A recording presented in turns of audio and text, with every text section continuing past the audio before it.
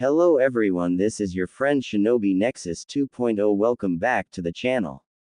Enjoy the fanfic. And let's begin. What if Naruto saved Tayuya, and she became his first love? Naruto x Tayuya Part 1. Only a few hours ago, Tayuya and her team had been making a mad dash towards Orochimaru's lair to deliver Konoha's precious Uchiha. Only an hour ago, she'd been just about to kill the pineapple-headed Chunin of the leaf. That is until the sand bitch and her weasel buried her under nearly an entire forest of trees. Shit, this hurts. Tayuya smiled grimly despite her pain, almost expecting Jirobo to chide her for her foul language. They were all dead. Sakin, Ukin, Kidomaru, Jirobo, Kimamaro. She'd felt it when each of them died. She didn't consider them friends, but they were all the foul-mouthed sound Nin had. All for the precious Uchiha. Faggot pretty boy, she muttered. Her eyelids felt heavy all of a sudden, and she knew she'd be joining her team shortly in hell. Too bad I have go out like a. Tayuya's eyes slid shut, ready to accept the cold embrace of death. Oi, Kakashi. Pakun glanced back to make sure his summoner was paying attention. The Junin was currently carrying Naruto on his back, followed by two Konoha medic nin. Naruto had failed to bring back his teammate, and his injuries were extensive, even for the demon vessel. Yes, Pakun. The summoned dog pointed a paw towards his right. There's someone still alive over there. Kakashi cast a lazy glance towards the dog. Is it one of ours? Pakun shook his head. I can't tell from here. We'll have to get closer. The copy nin shrugged. We should at least check it out. He motioned for the medic nin to follow him towards the scent. 10 minutes later, they were standing in front of what used to be a fairly large area of forestry. It seemed as though something had leveled everything within a 100-yard radius of where they stood. Kakashi. The Junin nodded and jumped over to where his summon was sniffing around.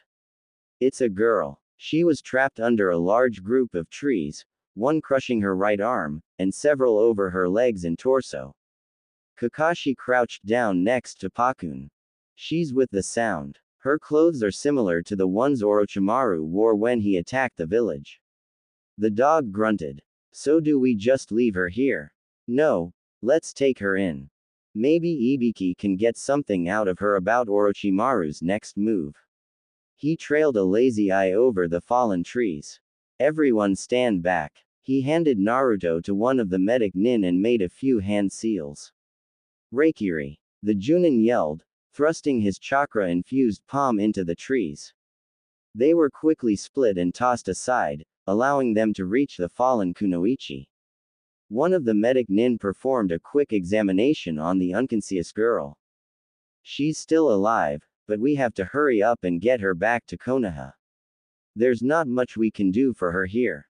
Sighing loudly, Kakashi picked the girl up bridal style. Let's go. It's freaking cold in here. That's the first thought that went through Uzumaki Naruto's head as he awoke from his slumber. He groggily rolled out of bed to adjust the thermostat, only for his feet to touch the cold, hard tile of the hospital room instead of the warm, soft carpet of his bedroom. What the hell? He yelped, quickly jumping back onto his bed.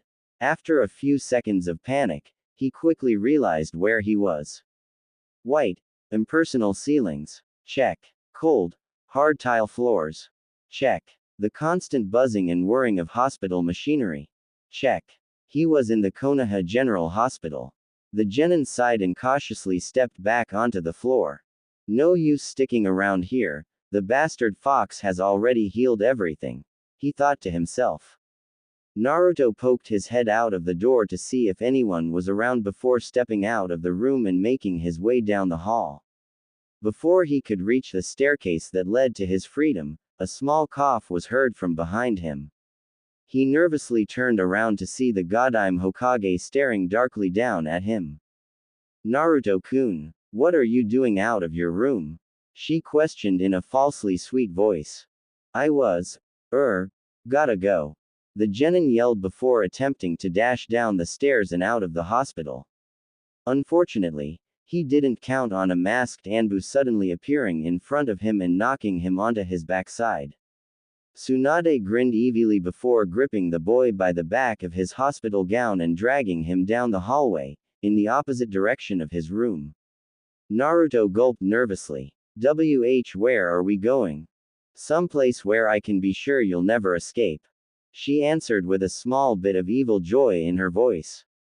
Stopping suddenly, she threw open the door to an Anbu guarded room and tossed him inside. The Hokage then turned to the Anbu stationed at the door. Make sure he stays in this room unless I or Shizune say otherwise. Got it. The Anbu nodded as Tsunade turned on her heel and walked away. Have fun with your new roommate, Naruto. She yelled over her shoulder. The blonde grumbled as he picked himself off the floor. Damn hag, sticking me in a hospital room with. His eyes trailed over to the other occupant of the room, curious as to who he'd be spending the next few days or so with. The boy's eyes nearly popped out of his head as he got a good look at his roommate.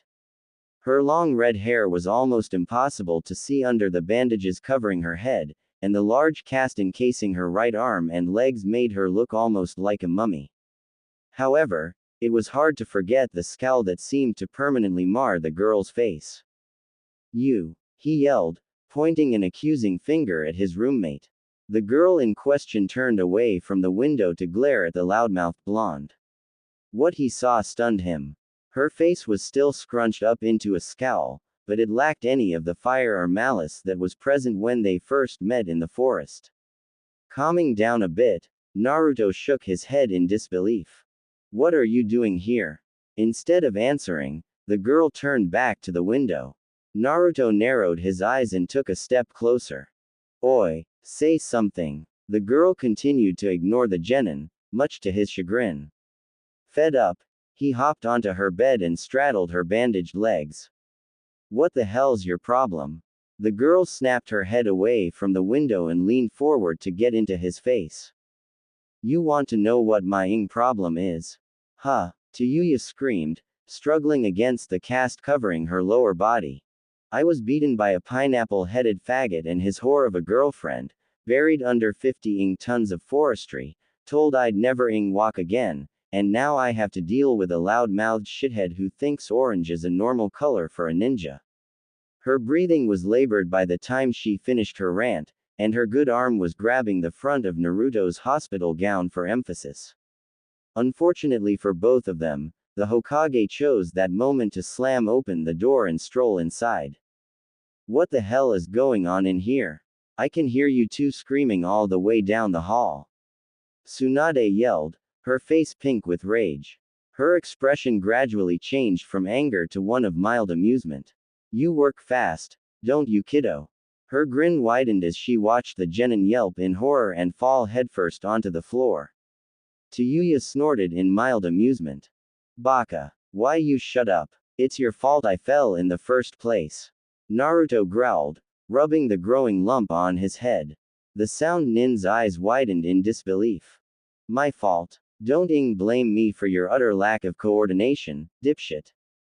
Says the cripple. What? Throughout the exchange, the Hokage's grin grew into a full-blown smile.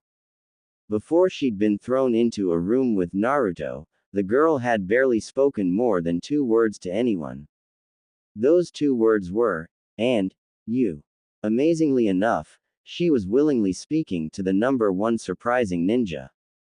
Granted, she was screaming obscenities at the top of her lungs, but it was better than the weak glares she usually sent towards everyone. A plan began to form in her mind as she watched Tayuya bop the genin upside his head with her good hand. If things went the way she planned, she might even be able to kill 2 birds with 1 stone. Smiling triumphantly, she schooled her face into an angry expression. Quiet. Both teens quickly shut their mouths. Satisfied, she continued. I don't care who started what, or what the hell happened. You, she said, pointing at Naruto. Get in bed. The genin quickly scrambled to his own bed, shooting a quick glare to his roommate. You. Don't talk him, she said, pointing at the glaring red head.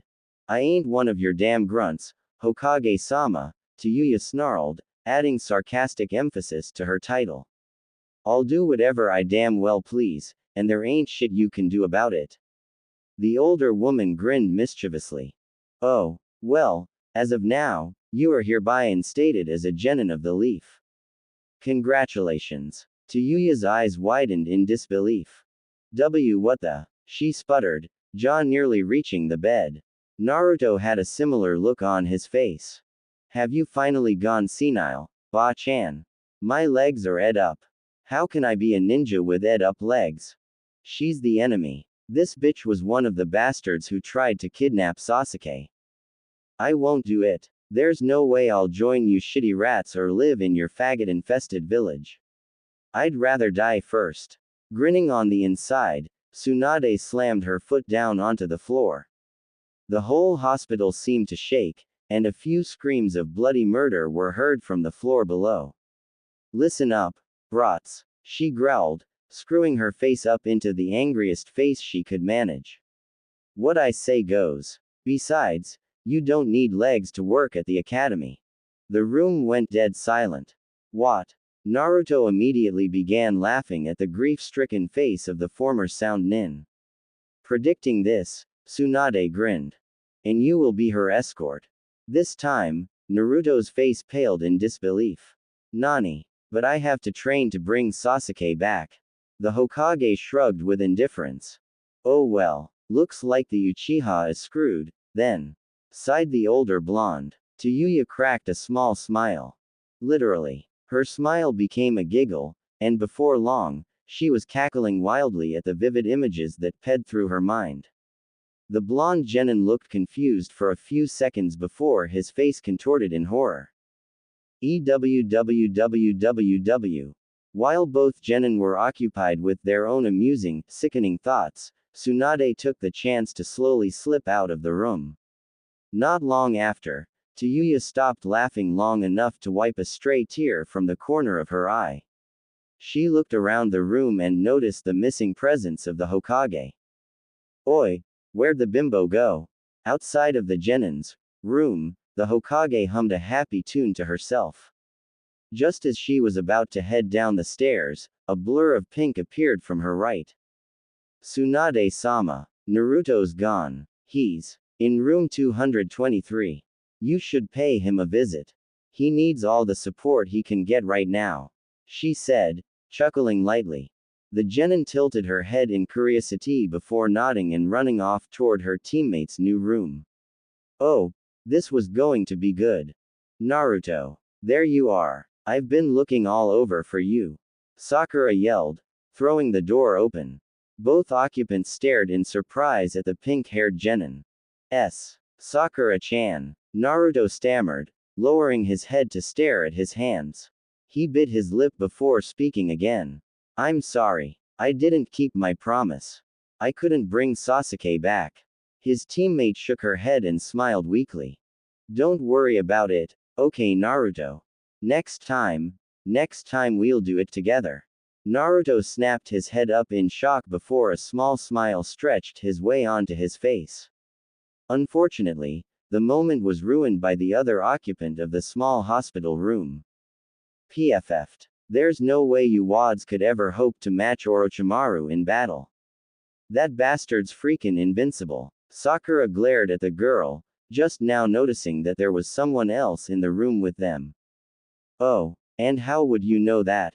Tayuya chuckled pitifully to herself. I used to say. Naruto sprang up and clamped his hand over the former sound nin's mouth. Shortly after, she took a large bite out of the offending appendage. Ouch. That hurt. Tayuya snorted in indignation. Serves you right, bastard. While the blonde nursed his currently throbbing hand, his teammate shook her head and turned towards the door. I don't know who you are, but Naruto and I will bring Sasuke-kun back. She glanced back at the full-mouthed genin with contempt. Believe it. She slammed the door on her way out, leaving both patients in mild shock. Tayuya blinked a few times before turning back to the window. The sun would be setting soon, and she'd finally be able to get some sleep after a somewhat stressful day. Oi, of course, She spoke too soon. What the hell do you want? Naruto scratched the back of his head in emberment. In all of the chaos that had ensued within the last couple of hours, he'd forgotten to ask. Ah, what's your name? Tayuya narrowed her eyes. Why the should I tell you? Hey, I don't care either, but if I'm going to be wheeling you around all day, I'd at least like to know the name of the person who's stopping me from training. Tayuya snorted and turned back towards the window. After a few seconds of silence, she glanced at him out of the corner of her eye. Tayuya. The blonde genin smirked a bit at his roommate. Uzumaki Naruto. The man who's going to become the Hokage. Tsunade sat at her desk, furiously signing and stamping her approval on a large stack of forms sitting on the edge of her desk. It was well past 10, and she'd usually be ped out in a drunken stupor by now. However, thanks to her genius plan, she was stuck alone in the brightly illuminated office, working harder than she ever had in her 2 months of being the Hokage. Kami, what the hell was I thinking? She thought, sighing as she signed off on another release form. Turning a ninja from an enemy village into one of our own. I must be losing my mind. Most of her complaining was due to the paperwork required to perform such an action.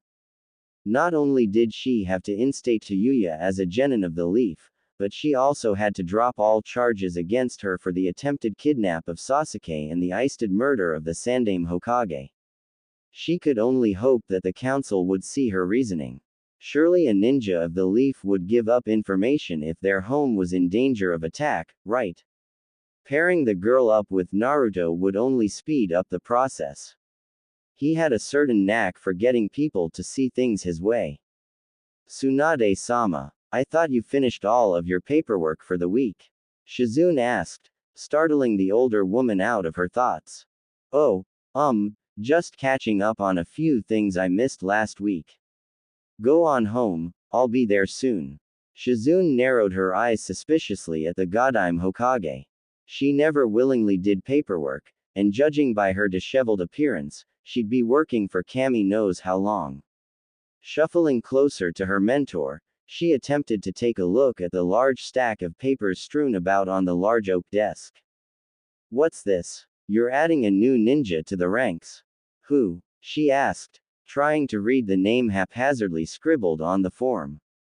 Her eyes widened in disbelief as she realized who it was. Tsunade-sama, you can't be serious. Are you aware of what you're trying to do? The Hokage rubbed her temples, absent-mindedly reaching for her hidden bottle of sake. Yes, I'm serious, and yes, I know what I'm doing. You have to trust me. Her apprentice stared at her with doubt. Sighing, she continued, I paired her up with Naruto-kun. You've seen what he can do for people, I doubt this girl will be any different. She knows the location, layout, and overall population of the Sound Village, how strong their shinobi as a whole are, and maybe even what Orochimaru has planned in the near future. Can we really afford to pee this chance up? Shizune hung her head in defeat. I guess not. I still don't like it, though. What if it doesn't work? What if she hurts Naruto-kun in the process? Tsunade waved her hand dismissively. It was just like her apprentice to look for the bad in everything. Don't be so pessimistic. Everything will work out in the end, you'll see. The young medic nin bit her lip in worry. I hope you're right, Tsunade-sama. Naruto. A young man poked his head into the room. A large scar was visible across his nose, and his long brown hair was bound into a tight ponytail on the top of his head. Yumino Iruka had just returned from his mission early that morning and arrived at the hospital just as visiting hours began. Of course, he made a quick stop at a certain ramen stand, a fact that didn't go unnoticed by the genin in question. Iruka-sensei. A yellow blur tackled him around the waist, nearly spilling the contents of the small brown bag in his hand. Is that for me? He asked, eyes wide and shining. His former teacher couldn't help but to laugh at his childish antics. Sure is. I figured you'd be tired of the hospital food by now. Though it's gotten better since Tsunade-sama arrived, it still has a slightly chalky taste. A snort was heard from the other side of the hospital curtain. You can say that again. Uruka lifted an eyebrow in confusion. Naruto, you have a roommate. The genin stopped drooling and glanced towards the curtain separating him from the recently instated genin. Oh, yeah, that's just Tayuya. Me and her are gonna be helping out at the academy for a while. Uruka shook his head. She and I swear, they should add an extra year to teach you all more than basic math and grammar. You never know when it could come in handy on a mission. The man gave the bag to an eager Naruto, watching as he immediately pulled the plastic cover off of the container and dug in with the wooden chopsticks provided. After inhaling a sizable amount, he sighed and grinned widely. Ah, I forgot just how good Ichiraku's could be. Uruka chuckled and patted the boy on the head. The teacher's face suddenly turned deathly serious as he seated himself on a stray chair sitting near the bed. Naruto, are you alright? Noticing his serious tone, the blonde stopped slurping the noodles long enough to crack a wide foxy grin. I'm fine, Uruka-sensei. I heal really fast, so I should be out of here by tomorrow. Uruka nodded, satisfied with his answer. I'm glad. I'd better get going, I have quite a few tests to grade before CL tomorrow. See you soon, he said, waving on his way out. Naruto simply nodded and finished drinking down the ramen's broth. So who was that Your Junin-sensei or something? Sounds like a weak, she asked, pulling back the curtain with her good arm. Naruto scowled at her. Take that back. Uruka-sensei's stronger than you'll ever be. He yelled, dropping the empty bowl onto the white-tiled floor below. Tayuya's normal scowl deepened in response. I will. What are you gonna do? Kick my and make me take it back? She snarled. Who the hell does this guy think he is, ordering me around like I'm some punk leaf shinobi? You're just jealous because you don't have anyone who cares about you at all. He shouted, the words flying out of his mouth before he could think. As soon as he said them, he immediately regretted it. Tayuya's eyes were wide with shock, and her jaw hung limply at the hinges. She soon recovered and turned her head away from him. At least you're not the spineless I thought you were. Tayuya joked, her voice carrying a slight waver. Damn it. Why the hell am I showing weakness? It must be this shit they're feeding me, it's bad enough to make anyone cry, she reasoned to herself. Naruto stared at her for a few more minutes before settling down into his bed. He was still a bit tired from his fight with Sasuke, even if he did heal faster than humanly possible. He'd apologize later, as soon as he woke up. The next day, Naruto and Tayuya stood in front of the Hokage's desk. Or rather, Naruto stood and Tayuya sat in a wheelchair next to him. He played with the zipper on his orange jumpsuit, struggling to zip it up to his chin. He only had 2 more at home, and they all felt a bit tight since his fight with his former teammate. Tayuya wore simple black ninja pants and a dark blue long-sleeved shirt. The bandages on her head and left arm were still present, but she'd been able to get out of her leg casts in favor of a couple of small metal braces.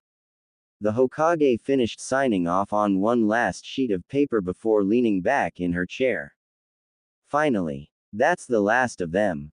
She reached into her drawer and tossed a leaf hitai to Tayuya, who deftly caught it with her left hand. Congratulations, you're an official genin of Konoha. By wearing this headband, you acknowledge that you will protect this village and the people in it with your life, blah, blah, blah. Do you accept? Tayuya an eyebrow at the blonde. Do I have a choice? She asked, fingering the thick cloth of the headband. Tsunade nodded. Actually, you do. You can either become a Konoha ninja or I can turn you over to Morino Ibiki for interrogation. She smirked inwardly. She was bluffing, but they didn't need to know that. Naruto's face visibly paled in recognition of the name. Though he hated to admit it, the scarred special Junin had quite an effect on him. Ah, Tayuya, I think you should just accept. He whispered. The girl eyed him strangely, noticing the slightly nervous look on his face. He's a really scary guy. Instead of arguing, she turned back to the Godime and nodded.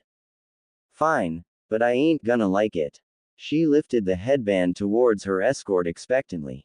He stared at the headband in confusion, an action which quickly annoyed his red-haired companion. Put it on me, dipshit. I only got one arm. Shut up. I'm not psychic. Geez. He grabbed the headband and moved to put it on her forehead before pausing. Where do you want it? She titled her head in thought. Tie it around my neck. The blonde grunted and tied the cloth into a loose knot around her neck. Happy. No. TCH. Not even a thank you. The fifth slammed her fist down onto the desk, effectively quieting the teens down. Listen up, she bellowed, causing Naruto to flinch. Both of you are to report to room 23 at the academy. I've arranged for one of the Chunin teachers there to IGN you a few tasks to keep you busy. Tayuya frowned deeply in response. Yeah, one problem, Blondie. My legs don't work. Tsunade smirked. I've informed them of your condition, so whatever they set up won't require a whole lot of movement. If there's nothing else, get out of my sight. She drawled, waving them off. Grudgingly, Naruto grabbed the handles of his new teammate's wheelchair and began to push her towards the door. He accidentally pushed her legs into the door frame, earning himself a hard elbow in the side. Watch where you're going, dipshit. Yes, Tayuya shut up and push.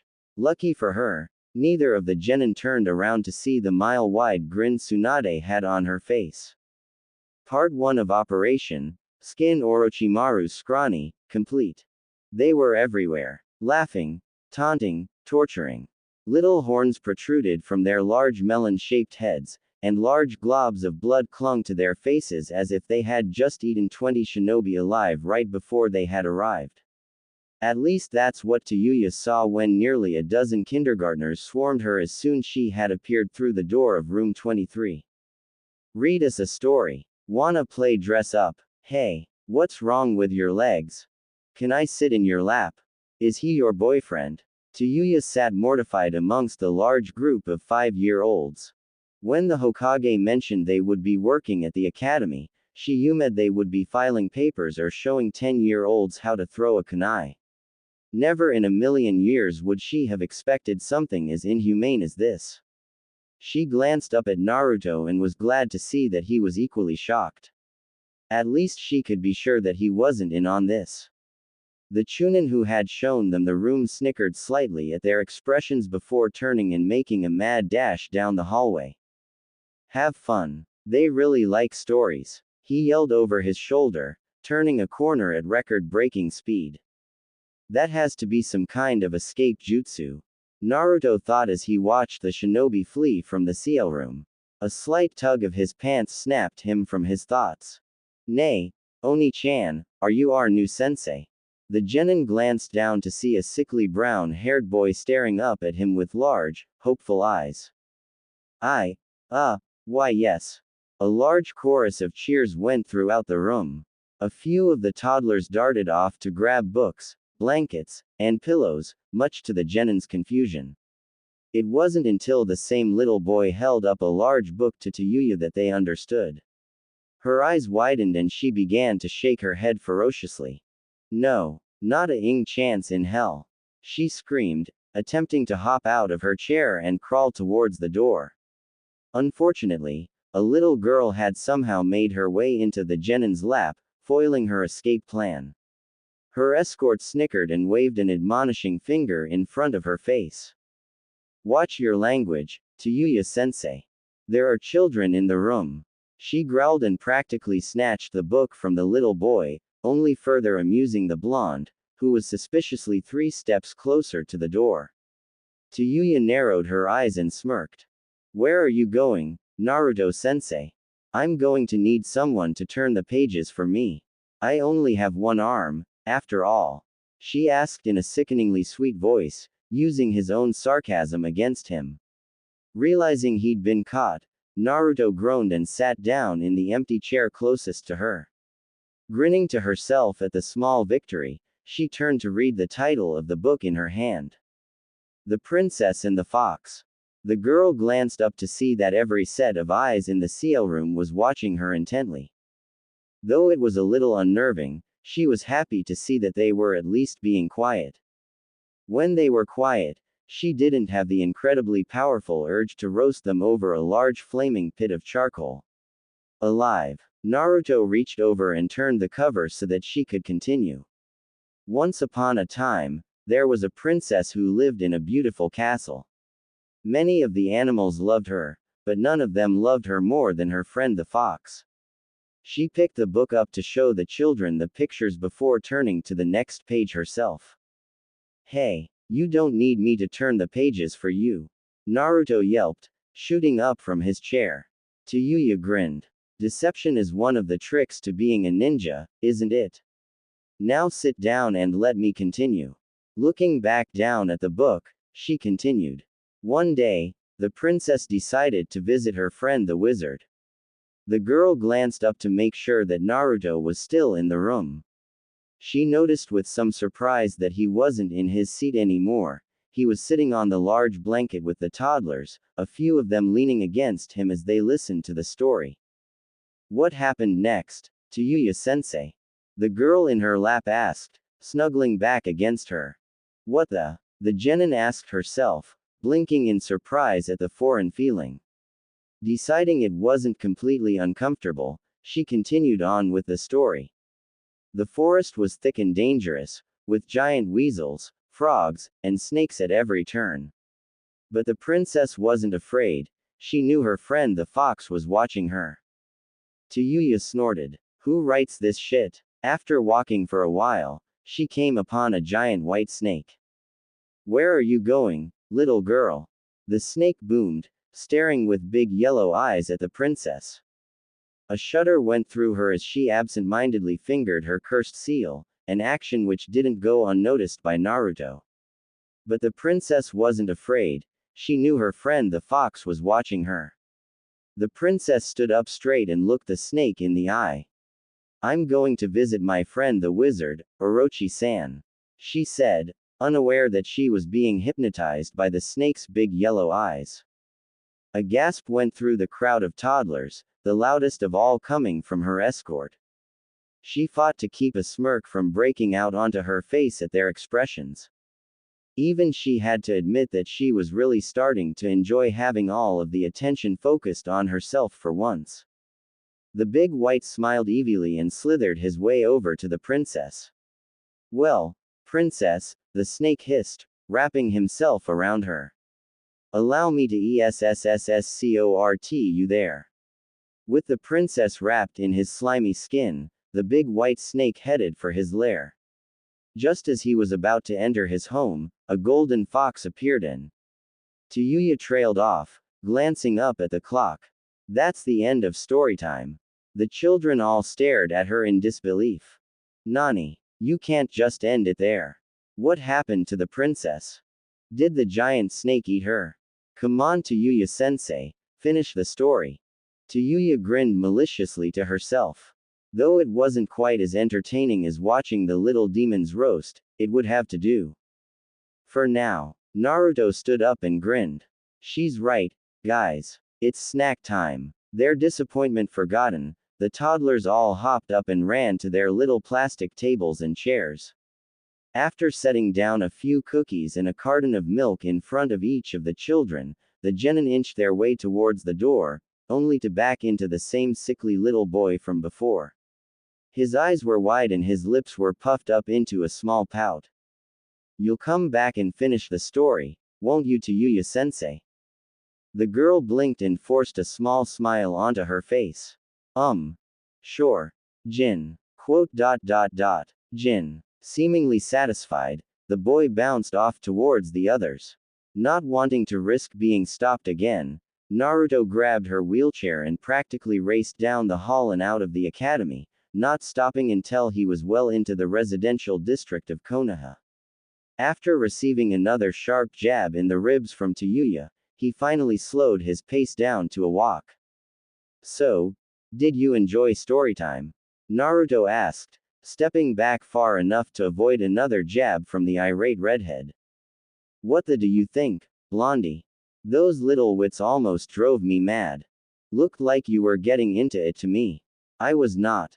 Are you sure, princess? He asked, imitating a voice she'd done previously. The girl blushed and stared forward. Just shut up and push, dipshit. The blonde genin laughed and continued on down the street. They walked on in silence until she cleared her throat. Hey, Naruto. I wanted to apologize. For the shit I said about your teacher yesterday.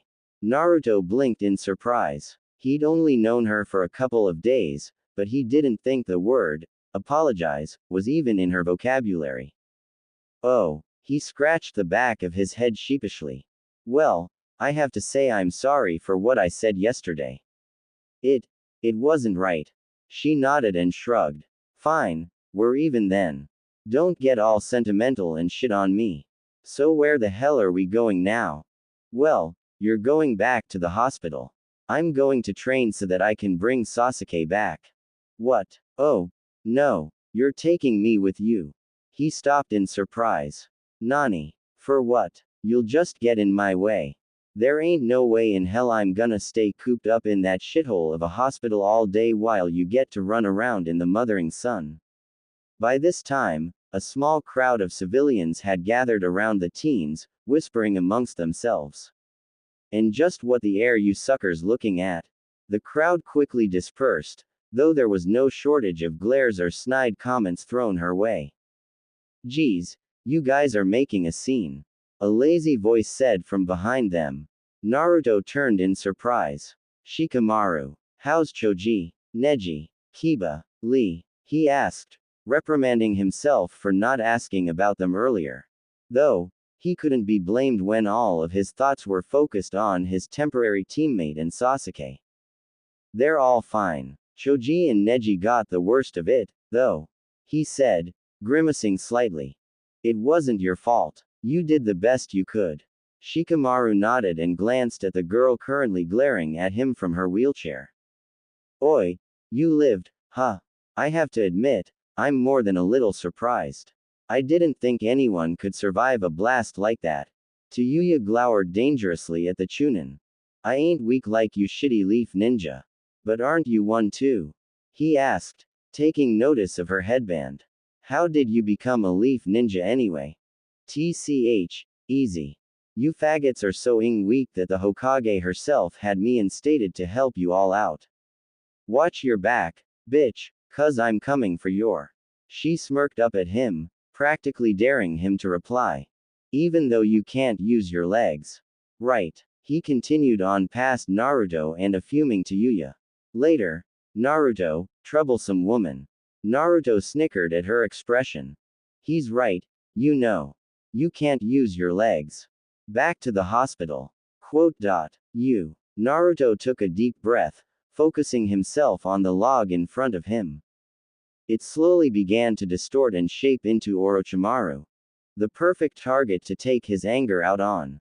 Lashing out with right hook, he rolled to his left and followed it up with a perfectly executed roundhouse. He then flipped over his target and gave it a strong donkey kick. The wood splintered slightly under the pressure, much to his delight. Punching the log a dozen times in succession, he performed a perfect back handspring and landed 30 feet away, taking deep breaths of air. All of this happened in a span of around 5 seconds. You suck. A voice yelled from behind him. The blonde turned around and flipped the person off. Shut up. Can't you see I'm training? Oh, is that what you're doing? I thought you were doing the chicken dance or something. Naruto's eye twitched in anger. He was already regretting not leaving her at the hospital. Okay, Tayuya-sensei, why don't you give me a few pointers? He snapped his fingers in mock realization. Ooh, that's right. You can't because you're stuck in a wheelchair. Naruto yelled, feeling a bit of the Kyuubi's chakra trying to slip out of him. Tayuya blinked. Just when she thought he was incapable of getting truly upset, he pulls a stunt like this. Strangely enough, She didn't get the smug satisfaction she usually got from making others angry. In fact, she felt slightly hurt. What the hell am I thinking? I've been trying to do this all along. It must be something in the food. Those bitches are trying to turn me into one of them. Well, excuse me for trying to help your no talent out. This time, Naruto blinked. She actually wanted to help.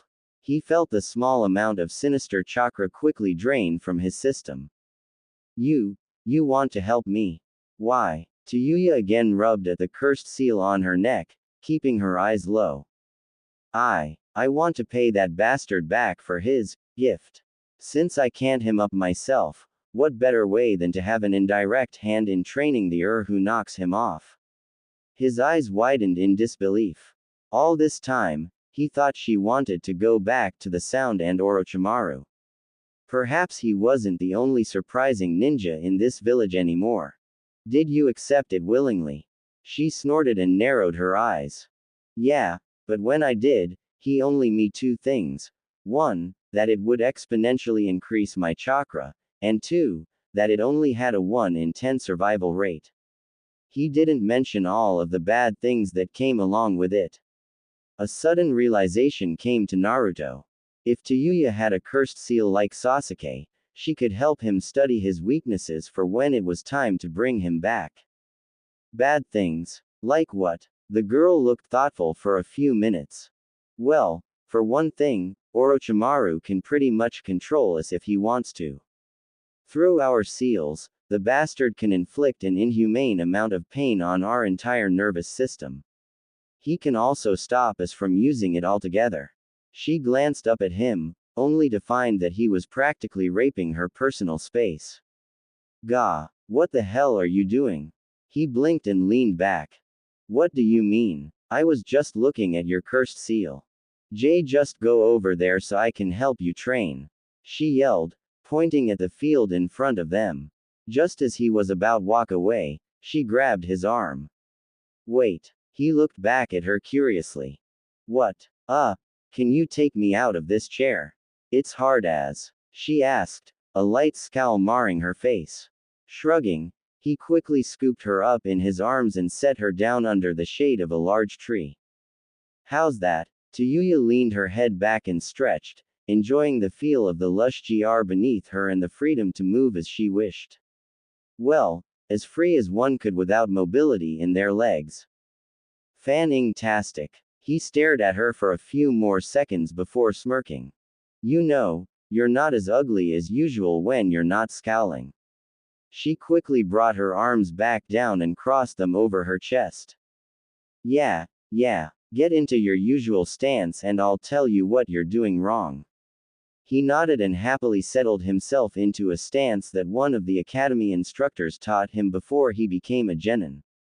Quote. Is that your stance? She asked after he stopped moving. Yeah, the girl smirked, then grinned, then chuckled, and before long, she was full on guffawing. Tears gathered at the corners of her eyes as she began to choke on her own spittle. What the hell is that? Whoever taught you that shit was trying to get you killed. She screamed in mirth. Naruto's eyes dimmed as his arms slowly lowered to his sides. Her laughter immediately quieted down as she noticed a drastic change in his usual somewhat cheerful expression. Goddamn, you act like I ripped your balls off or something. I was just kidding about the trying to get you killed part. I'm sure they just didn't know what they were doing. His eyes hardened in anger. No, I think they knew exactly what they were doing. Tayuya almost gasped. Almost. She couldn't believe that a teacher would purposely sabotage one of their students, no matter how annoying or dim-witted he was. What amazed her even more was that his Junin sensei or precious Iruka sensei didn't think to at least teach him the most basic of taijutsu stances. Even if she was just using him to take out Orochimaru, she didn't want her weapon to be in low spirits all the time. It made her feel bad about her own problems. Clearing her throat, she put on her widest smile and pointed forcefully at her escort. Stop looking like the pitiful brat you are and get back into that stance. I'll tell you what to do from there. She thought she saw a spark appear in his eyes as he immediately straightened up, albeit a little less sure of himself. First of all, your weight should be on your back leg good. Now, turn your front foot in a bit to give yourself more balance. Doesn't that feel better? You'll be able to move much more efficiently like that. He looked over his shoulder and smirked. Looks like I'll really have to start calling you Tayuya-sensei now, Naruto joked, testing out the new form. He had to admit that it felt much more natural than the one Mizuki taught him. Tayuya flushed slightly and scowled. Shut the up. I ain't doing this 'cause I like you or anything. I just don't want you to get your kicked by Orochimaru. Besides, this is the most basic form there is. Now lift your back arm up near your chest a little higher. Perfect. Stretch your other arm out in front of you, not all the way out, dipshit. Yeah, that's good. Now you can strike and block from pretty much any angle, and move in nearly any direction. She smirked smugly as he took a few practice punches and kicks, looking much better than he did only 10 minutes ago. Yes. Thanks, Tayuya. She shrugged and waved him off. Don't thank me yet.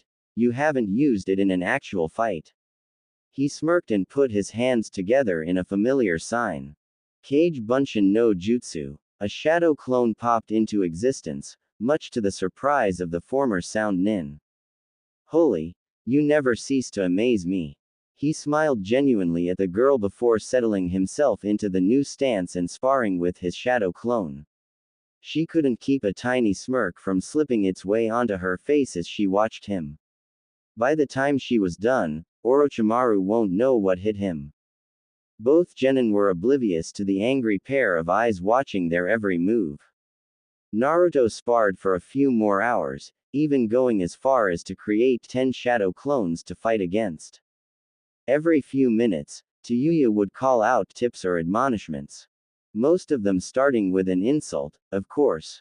As time went on, the insults gradually turned into compliments, and she even began to hold back on the name calling. Sometime during his training, he'd shed his jacket and thrown it towards the foul-mouthed redhead, causing the name calling to resume full force. After a while, she became silent. I must be doing pretty good, Naruto thought as he crouched down onto the ground, breathing heavily and glancing up at the night sky. The stars and moon were glowing brilliantly, a sign that it was at least after 8. He didn't realize so much time had passed since they'd left the academy. Oi, Tayuya, ready to go back? He called over his temporary teammate. When she didn't answer, he reluctantly stood and walked over to where she was reclining against the large tree.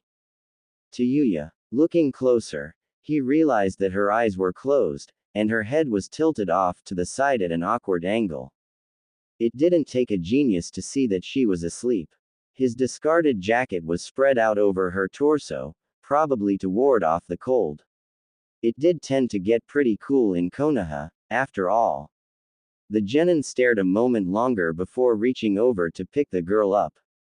What he didn't count on was her fist shooting up and punching him square in the jaw, sending him sprawling 5 feet into an adjacent tree. The girl blinked sleepily and yawned, rubbing at her eyes with the offending hand. Huh, must have fallen asleep, she thought to herself, noticing it wasn't light outside anymore. She glanced at the area where Naruto had been training, only to see a battered training log and a few ninja weapons spread out on the ground. However, there was no sign of her blonde escort. A small pang of anger washed over the girl. That bastard deserted me, she shrieked in her mind, already thinking of ways to cause the genin pain. That is until she heard a strangled groan coming from her left. Tayuya snapped her head around to see Naruto lying sideways against a thick oak tree, tending to a large bruise on his cheek. She blinked in surprise. What the happened to you? Naruto glared at her and rolled himself onto his hands and knees. What happened? You punched me, he yelled, waving his arms in an exaggerated fashion. The girl blinked again. I did. She glanced down at her fist in surprise. Huh, good to see my reflexes haven't dulled any. Yeah, what? Do you think I hit myself? Damned if I know. You might be some kind of masochist. A maso? What? Tayuya shook her head in exasperation. Holy shit, you're stupid. Just put me in my chair and get me back to the hellhole you call a hospital. Shooting her one last glare, the blonde stood up and walked over to the crippled genin. He pulled his jacket off of her first, attempting to put it on. The girl shivered and grabbed a hold of one of the sleeves. When he stared at her questioningly, she scowled and tugged on the sleeve a little harder. It's cold as shit out here. Be a gentleman and let me use your jacket. She meant for it to be a suggestion, but it came out as more of a command. Will you be quiet and go back to the hospital peacefully if I do? He asked, patting himself on the back for coming up with such a great idea. She nodded and pulled the jacket from his grip, immediately wrapping it around herself to ward off the persistent cold. After regaining a bit of her warmth from the heavy material of the bright orange jacket, Tayuya lifted an arm towards her escort. Hurry up, I'm freezing my off out here. Naruto scowled but bent down to pick her up bridal style. She wrapped her good arm around his neck and nodded after she established a firm enough grip. As he ascended to a standing position, both felt a small wave of killing intent from the forest around them. What the hell was that? He asked, looking around for any sign of life. Tayuya was doing the same, immediately going into ninja mode despite her handicaps. I don't know, but we'd better get the out of here before whatever it is decides to make itself known. Quickly setting her back into her wheelchair, Naruto formed some chakra in his feet and dashed off towards civilization while occasionally glancing over his shoulder to see if anyone was following them. Even as they ran, they felt a strange presence following them, the foul aura getting stronger and stronger with each step. Before long, they reached the densely populated market district. Thankfully, the killing intent immediately disappeared, allowing the genin to slow his pace to a brisk walk. That was scary. He breathed, attempting to regain his breath back after the sprint. Normally he wouldn't be so tired, but he'd just spent the better part of the afternoon training his taijutsu. The girl nodded in agreement, trying to catch her own breath despite not doing anything. Yeah, that was like some Freddy Krueger shit. Both genin paused for a moment before bursting out into laughter. Civilians and ninja alike wisely edged their way around the howling teens, unsure as to whether they were psychotic or not. It took well over a minute for them to calm down enough to keep moving, although they both sported equally wide grins. A fact which still managed to creep out most of the citizens they came across. As they walked deeper into the market district of Konoha, Tayuya soon became aware of the glares and frowns sent their way. A few of the people muttered words under their breath, none that she could hear over the increasingly loud chatter. She glanced up to see that her escort was still grinning, albeit it was slightly strained from her vantage point. Oi, Doby, what's with these shitheads? I thought the bimbo didn't tell anyone where I was from. His smile slipped a bit before widening into a full foxy grin. Oh, they're just upset about some pranks I pulled a while back. He lied, skillfully skipping around the truth. It wouldn't do any good for her to know about the Kyuubi. She eyed him for a few seconds before shrugging it off. It wasn't her job to cross-examine the boy. You must have pulled some good ones, 'cause they look angry enough to slit your throat in your sleep or something. Naruto made an abrupt stop, nearly throwing the girl from her wheelchair. Her statement brought back some painful memories from his childhood. I thought you were supposed to be quiet, he said, his voice deathly cold. Tayuya looked taken aback at his sudden change in emotion. What the shit? Is he bipolar? She wondered, taking note of his dejected expression. Her face soon deepened into a scowl as she turned around and faced forward again. What the hell did she care? It wasn't her fault the bastard had deep-seated problems. He soon began pushing her towards the hospital, though at a much quicker pace than they'd been traveling at before.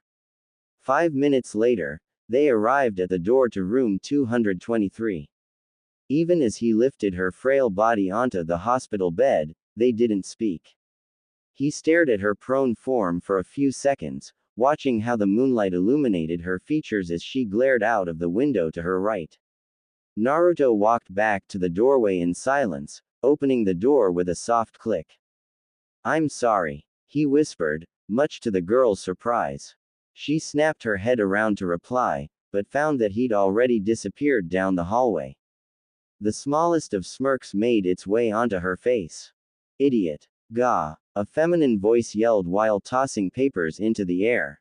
"Where is it? Where?" The fifth Hokage was currently tearing her office apart, looking for her last bottle of sake.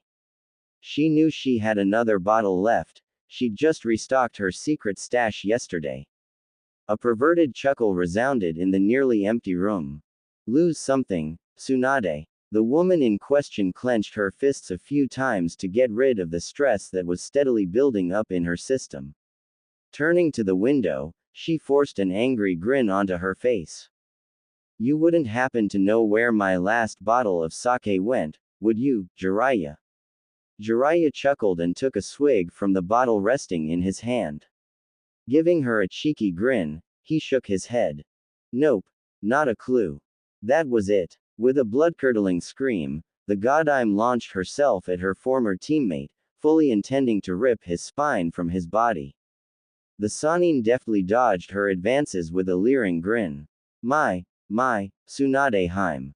I knew you wanted me, but this is a bit desperate, even for you." She took a few deep breaths to calm herself down. "How the hell did you slip past all of the Anbu guards?" The Toad Hermit rolled his eyes. "Those guys. PFF'd. They don't call me a legendary Sannin for nothing, you know," he said with a wave of his hand. She sighed in exasperation. "What do you want?" His expression immediately became serious, a sure sign that this was important. "Dear Kami," she wished she had her sake. "It's about Naruto." Tsunade groaned in response. "Akatsuki?" she asked, hoping against hope that it was something smaller. Much to her chagrin, he nodded. "Yeah, judging from the information I received on my spy network, they're going to start moving in 3 years. As you know, Itachi and Kisame are quite powerful S-ranked Nukenin. I wouldn't stand a chance against both of them while trying to protect the kid at the same time." Tsunade sighed and buried her face into her hands. "That's not it. I can tell." Even though he knew she couldn't see it, he shook his head and sighed. "Not only are Akatsuki planning on kidnapping Naruto, but there is a rumor going around that Orochimaru's cooking up a war against Konoha right after he transfers to Sasuke's body. Iwa and Kumo are also rumored to be in on this war. They both have large grudges against Konoha, you know." Tsunade groaned loudly, desperately wishing she had even a sip of sake. "So what is it that you want?" she asked, not moving from her position. "I want to take Naruto on a training trip for 3 years.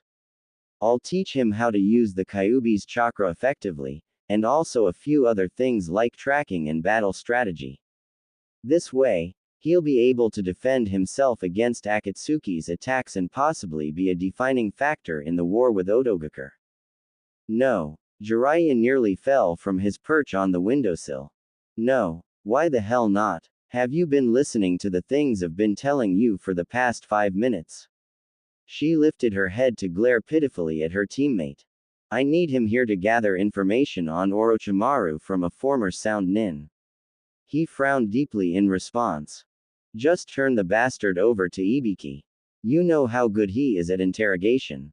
It is of the utmost importance that I teach Naruto everything he needs to know before the Akatsuki decide to move.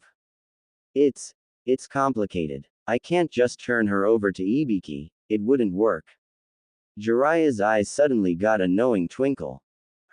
Realizing that she'd said too much, the Godime hung her head. He chuckled loudly and hopped down into the room. "Dear Tsunade Heim, what have I told you about meddling? Shut up. If it's that important to you, why don't I bring her along? You can IGN a Junin to keep an eye on her while I train Naruto." She groaned for the second time that night. That won't work either. 1. The girl can't walk. The bones in her legs are far too damaged for me to do anything about it, and nothing short of regeneration will fix them. 2. There isn't a Junin on the force who would take this job that I can afford to let go. Jiraiya frowned in thought. You know, now that I think about, this could really work out for the best. If Naruto is able to get the information from the girl before the 3 years are up, we could attack Orochimaru before he transfers to Sasuke and attacks us. By that time, Naruto will be plenty strong enough to take on Akatsuki and Sasuke. I'm a genius. Tsunade blinked in frustration. Did you not just hear a word I said? The girl cannot walk. She will never walk, she said, speaking in a voice she'd use as if she were talking to a toddler. And there isn't a Junin on the force who I can afford to let go.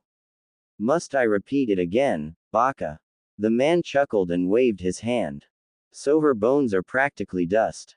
Big deal, he said, shrugging his shoulders. Tell me, Tsunade, how does your Genesis rebirth technique work? Tsunade stared at him as if he'd grown a third head. You should remember, you helped me make it. By releasing the chakra stored up in my forehead seal, I can instantly heal all of my wounds and even regrow limbs and organs if I need. Quote. At this point her eyes widened in realization. She jumped to her feet and began to pace around the office, arms flailing around in excitement. That's it. If we can recreate the same technique on Tayuya, she'll easily be able to restore her bones to their previous state. Jiraiya, you're a genius. He smiled and nodded in agreement. I know, you don't have to tell me. After her initial excitement wore off, she immediately slouched back onto her desk. But how will it work? We don't have the time for her to build up the chakra on her own, and neither of us has enough chakra to force into the seal ourselves. Hell, we don't even know how to cancel the technique after the required healing is complete. Jiraiya grinned as if expecting this response. Are you forgetting who I am? Besides the #1 super pervert of Konoha, I am also a master of seals. I'm much more experienced than I was when we created your technique, Tsunade Hime. Give me a week and I'll cook something up. As for the required chakra, I happen to know a certain genin who has more chakra than an entire Anbu squad. She smirked. You really are a genius, you know that. The hermit flashed her one of the true smiles he reserved for those closest to him. I know, dear, I know. Now, you'll have to find a Junin on your own, Tsunade Hime, but you can leave the seals to me. Noticing that she was lost in her own thoughts, he snuck up behind the slug Sanin and quickly groped her. Ah, still as lovely as I remember. He sighed before slipping out of the window. It wasn't until 5 minutes later that the Hokage realized what he had done.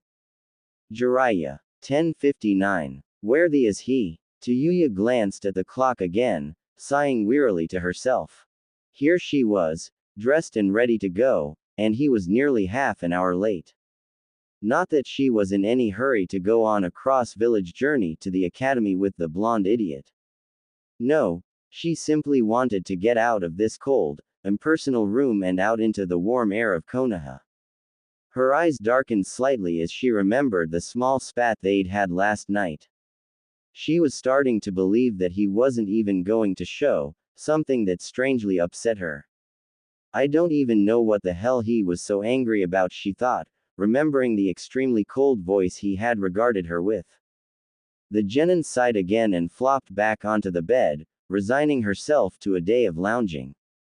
Suddenly, she noticed a piece of bright orange cloth resting on the ground beside her. She stretched out to pick it up and recognized it as the same jacket Naruto had loaned to her the night before. TCH, the idiot forgot to take his shitty jacket with him. She fingered the thick material of the coat. Glancing at the door one more time to make sure no one was coming in, Tayuya lifted the jacket to her nose and took a slight whiff. It smells like ramen. A sudden opening of the door surprised her out of her thoughts, and she quickly threw the garment back onto the floor. Tsunade's apprentice stepped through the door and blinked in surprise. Sorry. I thought you'd be gone by now. The woman glanced at the clock resting on the table to Tayuya's left. Where's Naruto-kun? Aren't you two supposed to go to the academy today? Instead of answering, the girl snorted and looked away, occupying herself with watching a few bluebirds hop around and titter on the windowsill. Shizune smiled and moved to check the genin's medical chart. I know you're waiting for him. You can't fool me. Again, she didn't reply. He's strong, you know. He took on Orochimaru twice. The medic nin muttered, attempting to bait the girl into a conversation. She still had her suspicions about the former sound nin after all. TCH, yeah right. The older woman smirked behind the chart. Hook, line, and sinker. Oh, it's true. Once during the Chunin exams, and once when he accompanied Jiraiya-sama to find the Hokage. By this time, she had the genin's full attention. Yep. He even learned one of the fourth's legendary techniques in only a week. Okay. So she was stretching it a bit. He'd actually only learned the last step in a week, and required the use of a clone to execute it. But she didn't need to know that. Tayuya on the other hand was floored. She wasn't from Konoha, but she'd definitely heard of the fourth Hokage. It was hard not to hear about a man who killed over 1,000 Iwakager ninja in under 10 minutes. Not to mention that every now and then Orochimaru would mutter things about the yellow flash stealing his rightful position as the Hokage. You're shitting me. Shizune shook her head. Nope. I also heard that he defeated Sabaku no Gara, the demon vessel of the Shukaku. Tayuya's jaw was practically on the floor by now. Quote. Are we talking about the same Naruto? Blonde hair, stupid face, gay bright orange jumpsuit. Tsunade's apprentice nodded and set the chart back in its resting spot near the end of the bed. Huh, maybe he's not as stupid as he looks. He's still one luckier to face Orochimaru twice and live. I hear you, luck had nothing to do with it. Before the genin could say anything else, Naruto burst through the door, breathing heavily as he tried to form a coherent sentence. Sorry. Late. Overslept. He breathed between gasps. Shizune smiled fondly at her surrogate little brother. He glanced up and grinned widely at the woman. Hey, Shizune Ne-chan. She nodded in response and slipped out of the door to hide her growing grin. She could always come back later and find out what she needed to know about the girl. You'd better hurry up and get to the academy, Naruto-kun. Your friend looks a little antsy. The medic called from over her shoulder. The blonde stared at Tayuya and lifted an inquiring eyebrow. Ready to go? He asked, scratching nervously at the back of his head. Tayuya scowled at him, but nodded. He quickly grabbed the wheelchair resting by the doorway and wheeled it over to his teammate's bedside. Do you think the kids will be mad that we're late? The boy inquired, setting her down in the chair. She shrugged slightly and picked up the orange jacket she'd discarded earlier, draping it haphazardly over her lap. Who gives a shit? It's not like they can do anything about it. Well, since you don't care, I'll make sure I tell them it's your fault. What? Oh, hell no. You're taking the fall for this one. I thought you didn't care. I don't. I just don't like being blamed for shit I didn't do. Sounds like fear to me. With a well-placed elbow to his side, Tayuya quickly ended the argument. She frowned and pointed towards the door. Push. Yes, Tayuya Heim, he drawled sarcastically, dodging another elbow. To say that the kindergarteners were upset would be an understatement. Every single one of the children were glaring maliciously at the teens, even causing Naruto to take an unconscious step back. The Chunin instructor shot them a look of pity before quickly performing a shunshin out of the room. Bastard. Tayuya mumbled, glaring at the spot where the Chunin had previously been standing. She was broken from her thoughts when a large book was shoved into her hand, and the same little girl from the day before hopped into her lap without a word. Not wanting to provoke the children into doing something rash, because they were, in fact, Demons in disguise. The genin immediately popped open the book and turned to where they left off. Naruto had already settled himself among the kids, although he glanced nervously at them every few seconds. Yep, the little bastards were definitely demons. Tayuya, can you start reading? Her escort asked, motioning towards the impatient and murderous-looking students. She nodded and cleared her throat harshly before beginning. Everyone knows where we left off, right? After receiving a stiff nod of consent from the kids, she continued. Just as he was about to enter his home, a golden fox appeared and snarled angrily at the snake. Let her go. The fox boomed, taking a large step forward. The giant white snake smiled and looked down at the fox. Little fox, do you think that you can defeat me in battle? Run along before I eat you too.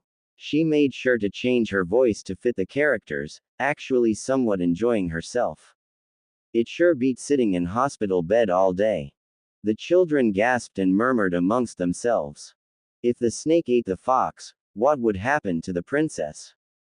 She took a quick surveying look around the room before continuing. The fox was afraid, but he stood his ground.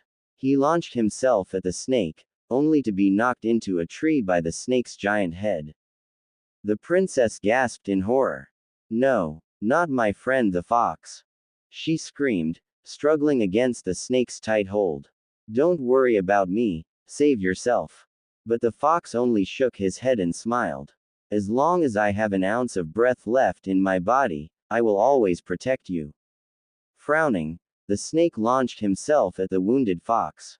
I told you not to meddle, and now you shall die. Tayuya glanced up at the clock and grinned evilly to herself. She snapped the book shut and set it down in her lap. Sorry kids, it's snack time. Every jaw in the room dropped, including Naruto's. Not again. Tell us what happens to Fox. Please. The red-haired genin only shook her head and smiled. Blame Naruto for getting us here late. The children's eyes drifted over to the genin sitting nervously in the middle of the CL room. I overslept, he whimpered, not liking the glares he was getting.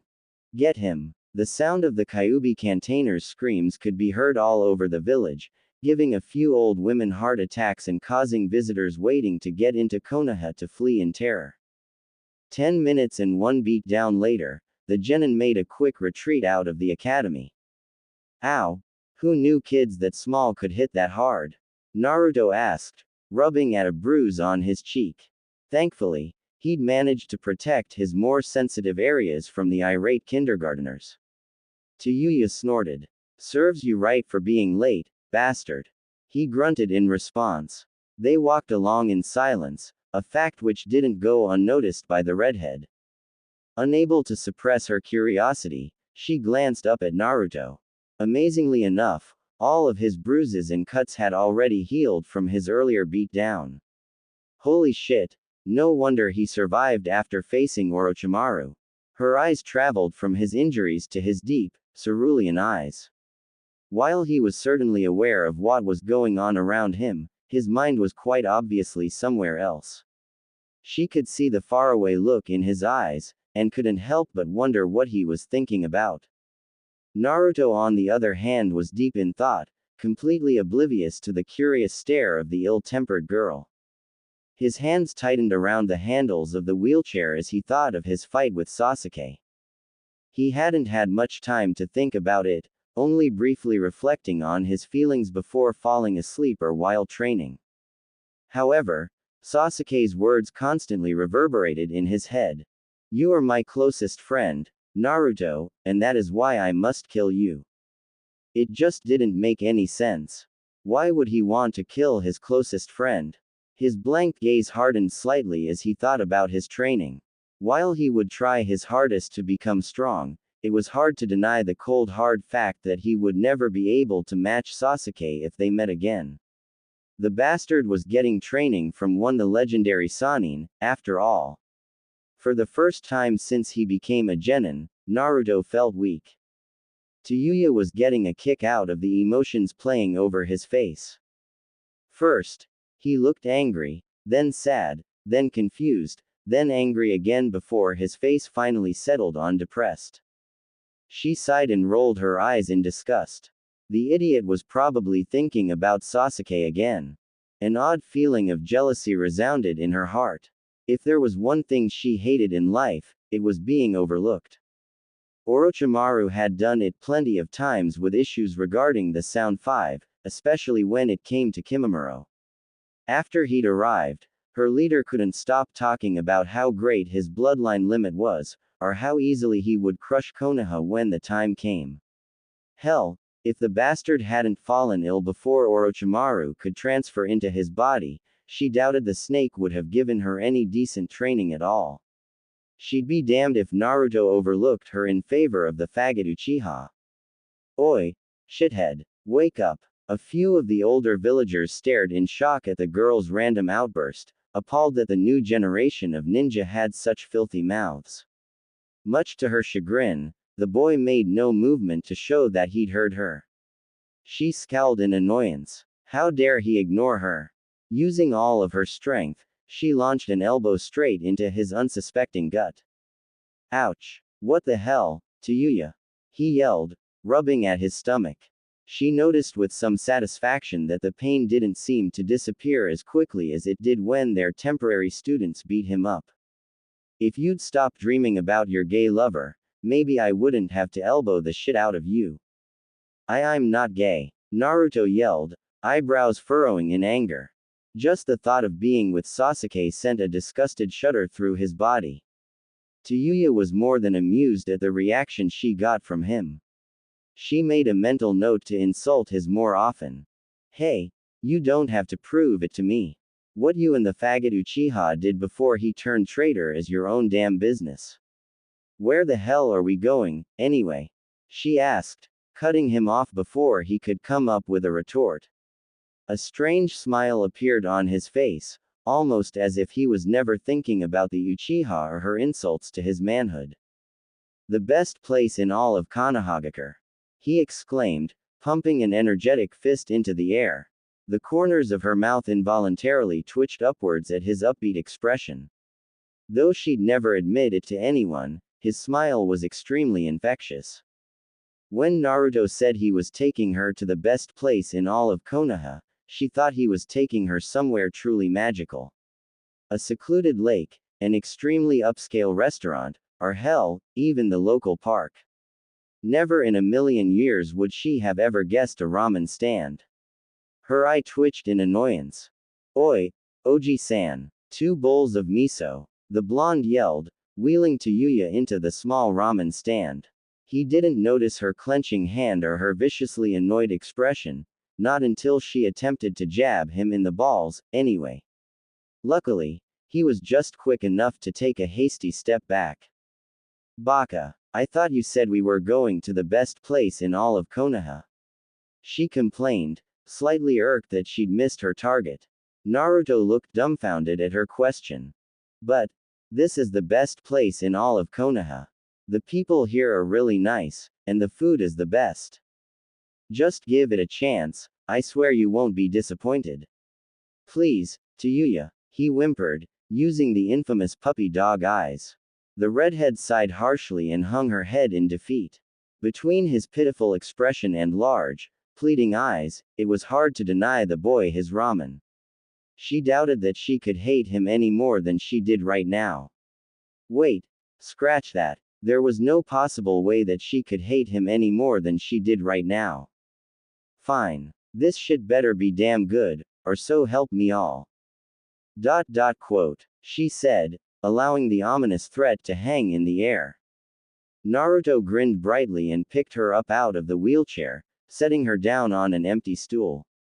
Well, at least it smells good, she thought, staring hungrily at the variety of toppings spread out behind the countertop. After a few days of eating nothing but hospital food, otherwise known as shit, ramen was a much welcomed change. Drool slowly began to seep out of the corner of her mouth, and her stomach began constricting painfully in hunger. Miss. Tayuya quickly snapped out of her hunger-induced coma to see a teenage girl with brown hair staring at her in concern. She didn't look like a ninja, so she was obviously a civilian. But why the hell would a civilian be talking to her? Caught off guard, the genin said the first intelligent thing that came to her mind. Wah. The civilian girl smiled brightly and lifted her notepad. I asked if you were ready to order. Oh, sure. I'll have whatever the hell he's having, she said, jerking a thumb at the blonde sitting to her left. Ayame nodded and relayed the order to her father, an old man with a seemingly gentle disposition. She could almost see why her escort liked the place. Despite its small size, the restaurant had a very cozy feel to it. It wasn't until a few seconds later that she realized Naruto was staring at her with something akin to shock. What the air you looking at? She asked, suspicious of the awestruck expression on his face. You don't want veggie ramen. Veggie ramen? What the would I want that shit for? He continued to stare at her as if the answer was obvious. Well, aren't you watching your figure? Are you calling me fat? Tayuya exclaimed, causing the old man to grimace in sympathy for the poor boy. Though he seemed like a pretty good ninja, the boy clearly had no skill with the ladies. Naruto on the other hand waved his hands in front of him defensively and subconsciously inched his way onto the opposite edge of the stool. And no, it's just that well, Ino and Sakura-chan are always on diets, and they always say that ramen's too fattening and that Sasuke-tem won't like them if they eat it and that if Sasuke-tem won't like them they'll never be happy and if they're not happy then I won't be happy cause then they'll want to beat me up for making them fatten, he rambled, hoping to avoid another beatdown. Even if she was crippled, a woman scorned was still dangerous. She almost smirked at his fearful expression. I get the idea, dipshit. I just think it's stupid. Why the would a kunoichi need to be on a diet? Shit. We jump through trees and train nearly every day of our lives. That's exactly what I said. But then, Sakura-chan would just hit me on top of the head for being stupid. He said, shrugging and turning to the freshly made ramen the chef had just set down in front of them. Itadakimasu. Naruto exclaimed, wasting no time in grabbing his chopsticks and eating. He shuddered in pleasure as the noodles slipped down his throat. Oh, that's good. His partner watched in mild horror as he slurped, sipped, and gobbled his way through the entire bowl while at the same time relaying the gory details of his latest mission to the old chef. Damn, and I thought Jirobo could put it down fast. This guy puts the fat to shame, she thought, jaw nearly scraping the countertop. Nay, Tayuya, you should eat before your noodles get cold. They're not as good when they're all soggy and stuff, he said, already halfway through his second bowl. She was slightly amazed that he even remembered she was there. After all, it seemed as if he was in his own little ramen-filled world judging by the stupid grin plastered on his face as he ate. Deciding to take his advice, she broke her chopsticks and dug in with a quiet, itadakimasu. She placed a few of the noodles into her mouth, swishing them around a bit to get a good feel for the taste. She chewed the noodles slowly and swallowed. An eager Naruto watched nervously as the girl inspected and thoroughly examined the noodles. Well, what do you think? He asked, trying not to look too interested. Pretty good. Tayuya shrugged and grabbed a larger serving, stuffing them haphazardly into her mouth. Okay, so she wasn't the most refined eater in the world. Really? The girl nodded and swallowed again. Yep. Best damn ramen I ever had. Of course, she neglected to mention that it was her first time ever eating professionally made ramen, cup ramen didn't count. Her escort grinned widely. I think I can like you, he said, slurping a mouthful of noodles down his throat. The redhead sputtered noisily and choked on her ramen. What? Naruto turned to Yuya and gave her a wide toothy grin. A grin that looked disturbingly similar to Rock Lee's. I said, I think I can like you. There are no bad people among ramen lovers. The girl scowled and bopped him over the head with her good hand, sending him plowing face first into his half-finished bowl of soup. Doby, don't say shit like that when I'm trying to eat. She angrily stabbed at her noodles and swallowed another large mouthful. Her escort grumbled and picked his face up out of the now empty bowl. Why do girls always hit me when I give them compliments? He whined, wiping at his face with the collar of his shirt. She grinned into her soup at his pitiful expression.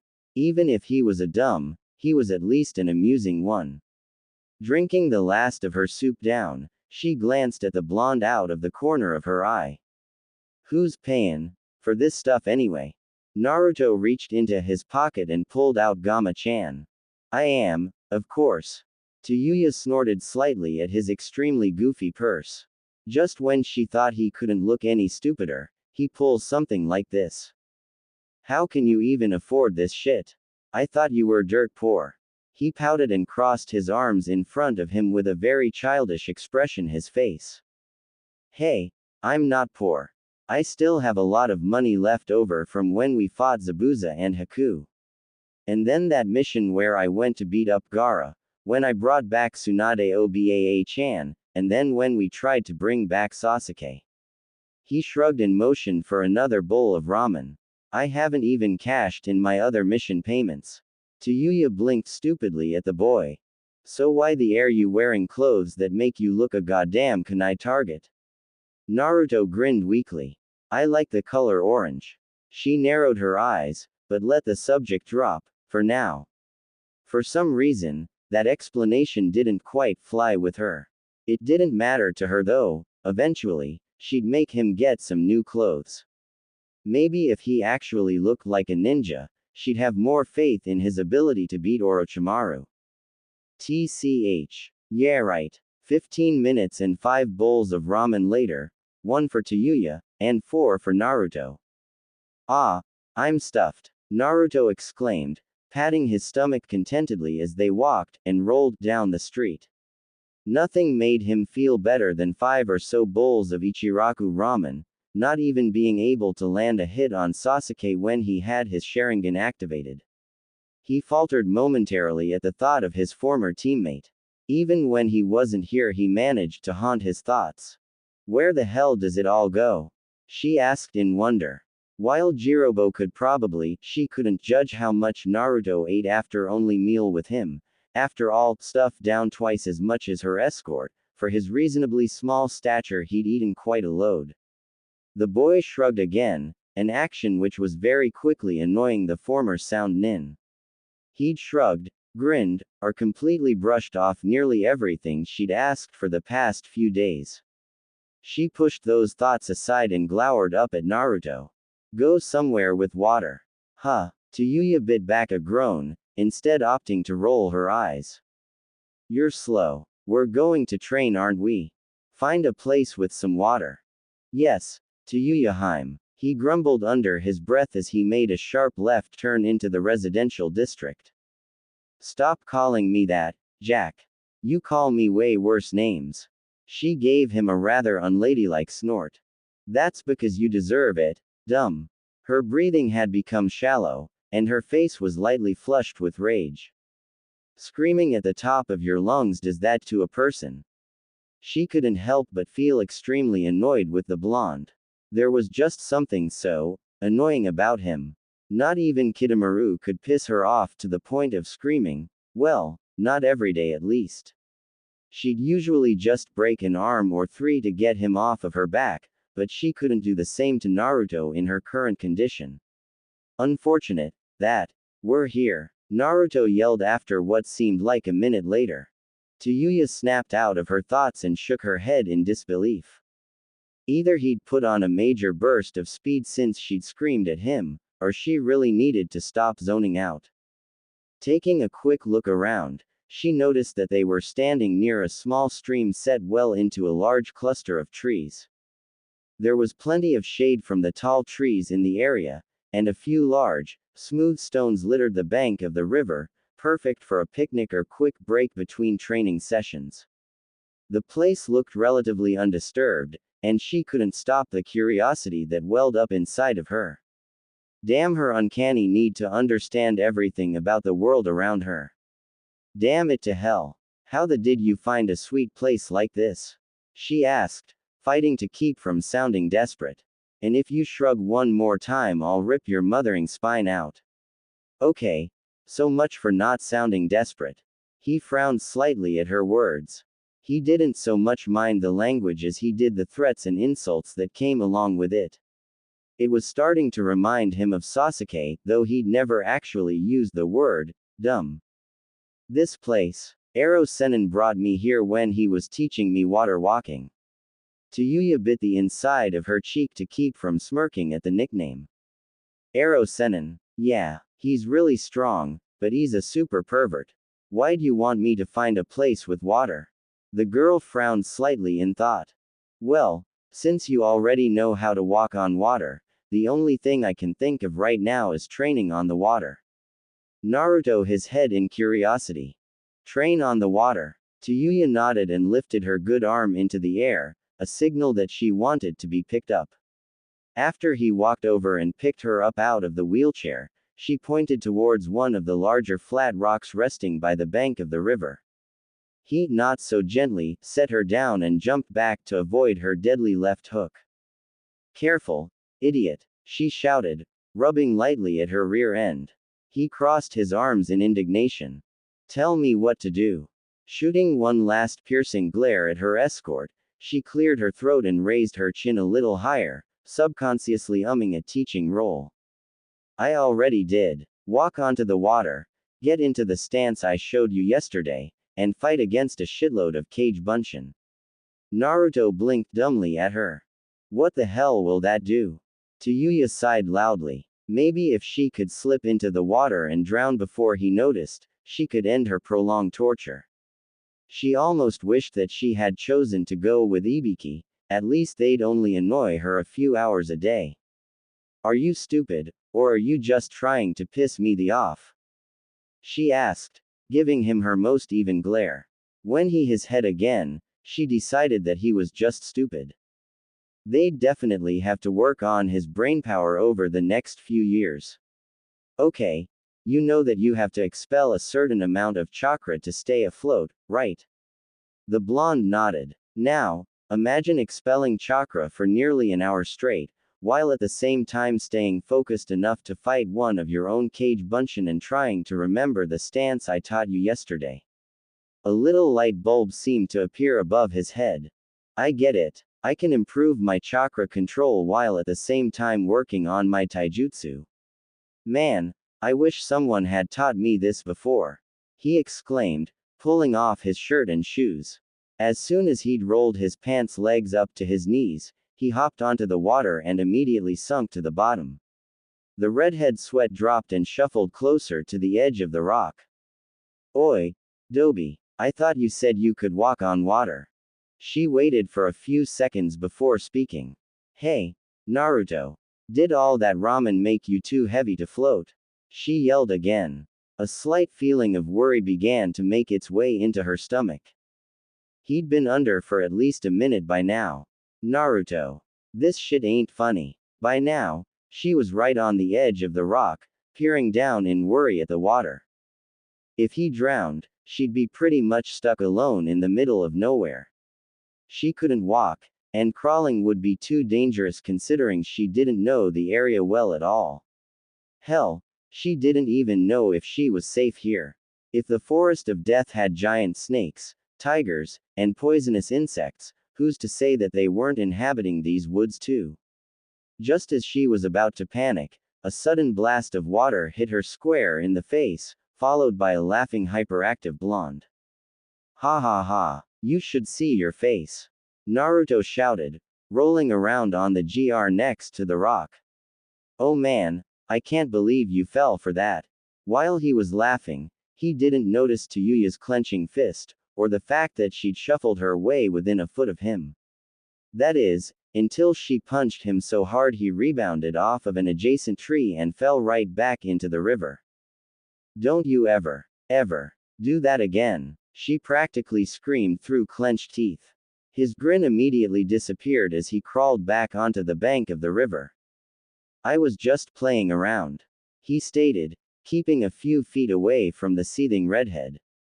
Tayuya struggled to calm down, even going as far as to dig her fingernails into the palm of her hand. His joke brought back painfully alarming memories of being abandoned as a child. It wasn't until Orochimaru found her that she had finally felt a glimmer of hope for the future. He'd offered her protection, power, and best of all, an escape from her own desperate loneliness. It wasn't until he had used the cursed seal against her that she realized exactly how much she meant to her leader, absolutely nothing. After a few seconds of deep breathing, she finally managed to calm down enough to just glare coldly at him. Naruto stifled a gasp. Her eyes were the same as his own, laced with loneliness and pain.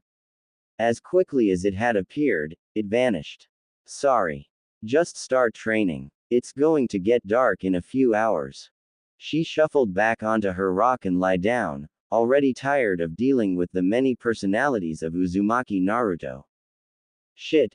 Guess I'm still not at full health yet. The girl almost laughed out loud at the irony of her statement. The familiar sound of cage buncheons coming into existence reached her ears, signaling that the boy had finally decided to start training. She opened her eyes briefly to make sure that his form was correct, and was surprised to see that it was flawless. For a dead last idiot, he was an extremely fast learner. Perhaps she could even teach him a few jutsu when she got her right arm out of the cast. Granted, most of her jutsu were related to her flute, but she at least had a few defensive Doden jutsus for backup. They would come in handy if Orochimaru decided to bust out some of the heavier Kaden jutsus he had in his vast collection. Tayuya watched as he ducked, weaved, dodged his shadow clones, every minute or so dispelling them one at a time. He'd started with 5 to warm up with, and after he easily took those down he doubled the number of clones to 10. A few minutes after, he had nearly 20 different shadow clones fighting him at once, all of them managing to stay afloat. Hell, most Junin couldn't even create 20 cage buncheons without suffering from chakra exhaustion, and here was a mere genin creating them by the buckets without even breaking a sweat. Despite being loud, annoying, and downright obnoxious, he truly was a remarkable kid. A small, pleasant feeling made itself known deep down in her heart, something she hadn't felt in years. Every part of his body ached. He trudged home on the dark, empty streets of Konoha, occasionally stopping to give his legs a quick break. After spending a few hours training, and, accidentally, splashing Tayuya with water, Naruto wanted nothing more than to get home, take a shower, and possibly get a few dozen hours of sleep. Alas, it was not to be. Naruto. He almost groaned in agony as he turned around to greet the person that had called his name. Why couldn't people ignore him when he wanted to be ignored? His eyes widened in near disbelief when he saw a familiar tuft of pink hair running full speed in his direction. Sakura-chan, what are you doing out this late? The girl panted briefly before grinning and standing up to her full height. Guess what? I asked Tsunade-sama to teach me medical ninjutsu, and she agreed. Sakura practically screamed, her green eyes bright with excitement. Naruto playfully pouted and crossed his arms across his chest. No fair. First Sasuke gets training from the snake bastard, and now you get training from Tsunade Obaa-chan. Everyone's getting trained by a Sannin except for me. His teammate stuck her tongue out mockingly. Looks like it'll be up to me to bring Sasuke back, nay Naruto. You can be my backup. The boy lifted his chin and shifted into a slightly heroic pose. Ha, I'll become stronger than both of you. I'm getting training from someone better. Sakura tilted her head in confusion. She hadn't seen him hanging out with anyone except for the loudmouthed redhead. A feeling of dread settled in the bottom of her stomach. You don't mean that foulmouth, do you? He shrugged his shoulders and started to walk home, motioning for her to walk with him.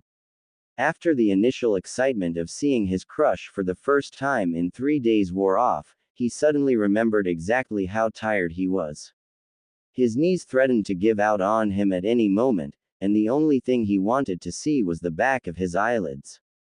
Tayuya. She's not that bad. She even fixed my taijutsu stance. Unfortunately, his teammate failed to share in his enthusiasm. The girl frowned and shook her head. Naruto, I don't like her. There's something off about that girl.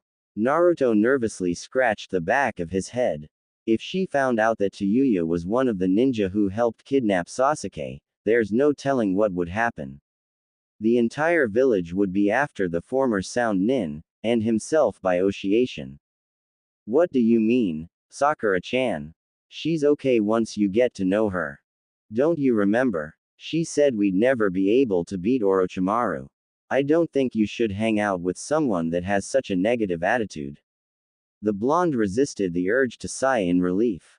Thankfully, she didn't even suspect that she was a former enemy ninja. She also has a strange aura about her. Where is she from, anyway? Of course, he spoke too soon. Ah, well, Kakashi-sensei found her on the outskirts of the village. Someone attacked her, he said, trying not to lie to his crush. Half the truth is better than none, says Jiraiya. Anyway, as long as she doesn't ask what village she's from, I should be fine. With this resolve in mind, he picked up his pace a bit. Oh, that's horrible. What village is she from? Damn it. Oh, there's my apartment building. Later, Sakura-chan. Before she could answer, he gathered as much chakra as he could muster, which wasn't much, into his feet and sprinted towards the safety of his apartment, ignoring the screaming pain in his legs to avoid the questions of his teammate. Sakura stood stunned in the middle of the street. This was strange behavior, even for Naruto. He scaled the stairs with practiced ease, not stopping until he was right in front of his own door. He felt bad about abandoning his crush, but brushed the guilty feeling off and moved to unlock his door. Once inside, the boy shed his clothing and trudged the few steps to his bathroom. The apartment was very small, only containing a bed, table, small kitchen area, and a bathroom. A few potted plants were hung haphazardly in front of the window, contrasting greatly with the shabby state of his living quarters. It wasn't much, but it was home. He turned on the faucet of his shower and breathed a heavy sigh. If he can help it, Naruto never misses a shower. To him, showers are something sacred. The blistering hot water piercing his back always relaxes him, and somehow manages to push all of his troubles behind him. It is the only time he's able to fully let his guard down, and he wouldn't trade these 15 minutes of bliss for all the jutsu in the world. Well, that may have been stretching it a bit, but he wouldn't trade his shower time for anything less.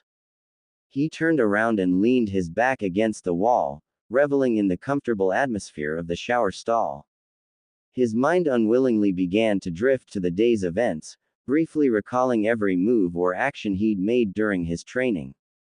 It didn't take long for him to remember the grief-stricken face of Tayuya when he'd pretended to drown, nor the bone-chilling glare she'd given him when he emerged. He made a mental note to never play a prank on her again. At least, ones that involved faking death. Still, he wondered why she would even care if he drowned or not.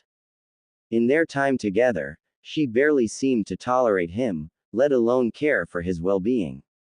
Chalking it up as another girl thing, he reached for his shampoo bottle and squirted a generous amount onto his messy mop of hair. He used his nails to fiercely scrub his scalp, although he doubted his hair was very dirty. Especially since he spent the better part of the evening submerged in a river. I have to do something to make it up to her, he thought, quickly hopping out of the shower and slipping into his night clothes. It was a warm night, so he decided to allow his body to air dry. He dove under his sheets and attempted to quickly fall asleep.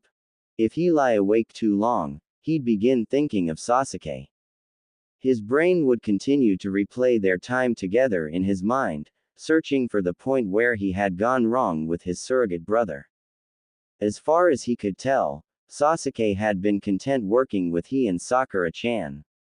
Searching for lost cats, trying to find out what was under Kakashi-sensei's mask, catching a quick bowl of ramen after a mission, all of the things they enjoyed doing together as a team.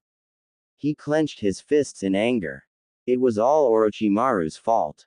That snake bastard was going to pay for taking away one of his precious people. He swore on his life, Orochimaru would die. Drip, drip, drip. Tayuya grit her teeth in annoyance. After refilling her pitcher for the night, the nurse had failed to turn the water faucet all the way off. She'd had an incredibly hard time falling asleep. The only thing that calmed her mind enough to sleep was the image of her ogres beating the shit out of the neglectful old witch. Even after she'd constantly pushed the call button for nearly an hour, the elderly bitch hadn't come back to the room. The girl let loose a frustrated growl, banging her head back against the wall to block out the monotonous noise. Please don't do that. You just recovered from your head wound a few days ago.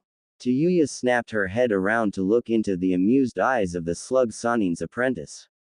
Between the constant banging of her head and the dripping faucet, the genin hadn't noticed that someone entered the room. Off! She screamed, her features dripping with desperation. Shizune tilted her head in confusion. Off! The woman asked, lowering Tayuya's medical chart to glance at the girl. The faucet. It's driving me batshit. With an understanding nod, the medical ninja quickly walked over to the sink and twisted the handle until the dripping stopped. The girl closed her eyes and sighed with relief. How long has this been on? She asked, frowning slightly. It wasn't like the nurses to be so neglectful of their patients. All night. Shizune's brows furrowed in disappointment. Do you know who the nurse was? Tayuya lifted a curious eyebrow. She was certain the woman knew that she was one of the 4 sound ninja who had an indirect hand in killing the 3rd Hokage. Some old bitch with wide bottle cap glees. Why? The young woman lifted the medical chart and began scribbling away at a few things. Based on her description, it was the same nurse who'd lost her grandson in the joint attack by the Sand and Sound. Perhaps it wasn't so smart of the Hokage to let the veteran nurses know who the girl was. Tsunade-sama doesn't tolerate ill treatment of patients. No matter where they're from. She said, purposely looking up at the genin. Chances are, she'll be fired for prejudicial neglect. Tayuya smiled evilly at this statement. In the end, the last laugh would be hers. Nothing in life was better than revenge. Ha! Serves the bitch right. She yawned widely, not even attempting to cover her mouth. Now that the noise had stopped, she was finally able to get a few more hours of sleep. Her eyelids slowly began to droop, a fact which greatly amused Shizune. After giving the girl a quick checkup, she quietly slipped out of the room and headed towards her master's office. She was more than looking forward to the nurse's literal ejection from the hospital. 3 hours later, a small shadow crept along the halls, stealthily making its way towards the 2nd floor of the hospital. It soon reached the door to room 223, the very same room that held the former young Kunoichi from the Sound. Twisting the doorknob slowly, the figure slipped into the room and gently shut the door behind them. Finally, you get what's coming to you. The person thought, grinning maliciously. The grin slipped momentarily as they noticed she was asleep. Damn, I thought she'd be up by now. Guess I have too. Naruto, what the air you doing? The blonde nearly jumped out of his skin when she spoke. Gah, I thought you were asleep. She lifted an eyebrow and eased herself up into a sitting position. Eyeing him carefully, she noticed a small bag hanging from his right hand.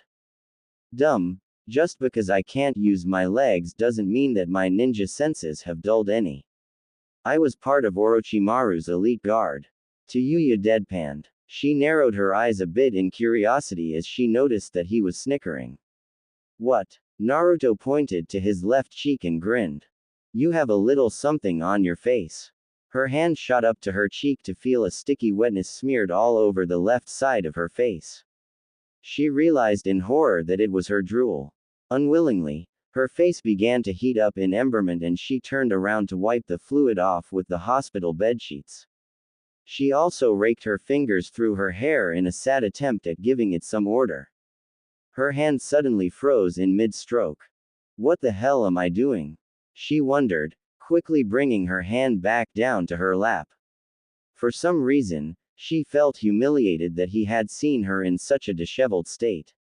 Her pride feeling somewhat bruised, she turned back around and practically snarled at the boy. Quit laughing at me, you lowlife sucking motherer. Naruto blinked in surprise. She'd never used 3 insults in succession before. Something in the back of his mind told him that she was mad, perhaps it was his common sense. He held up his hands in a placating fashion. I wasn't laughing at you, it's just that you looked so funny that.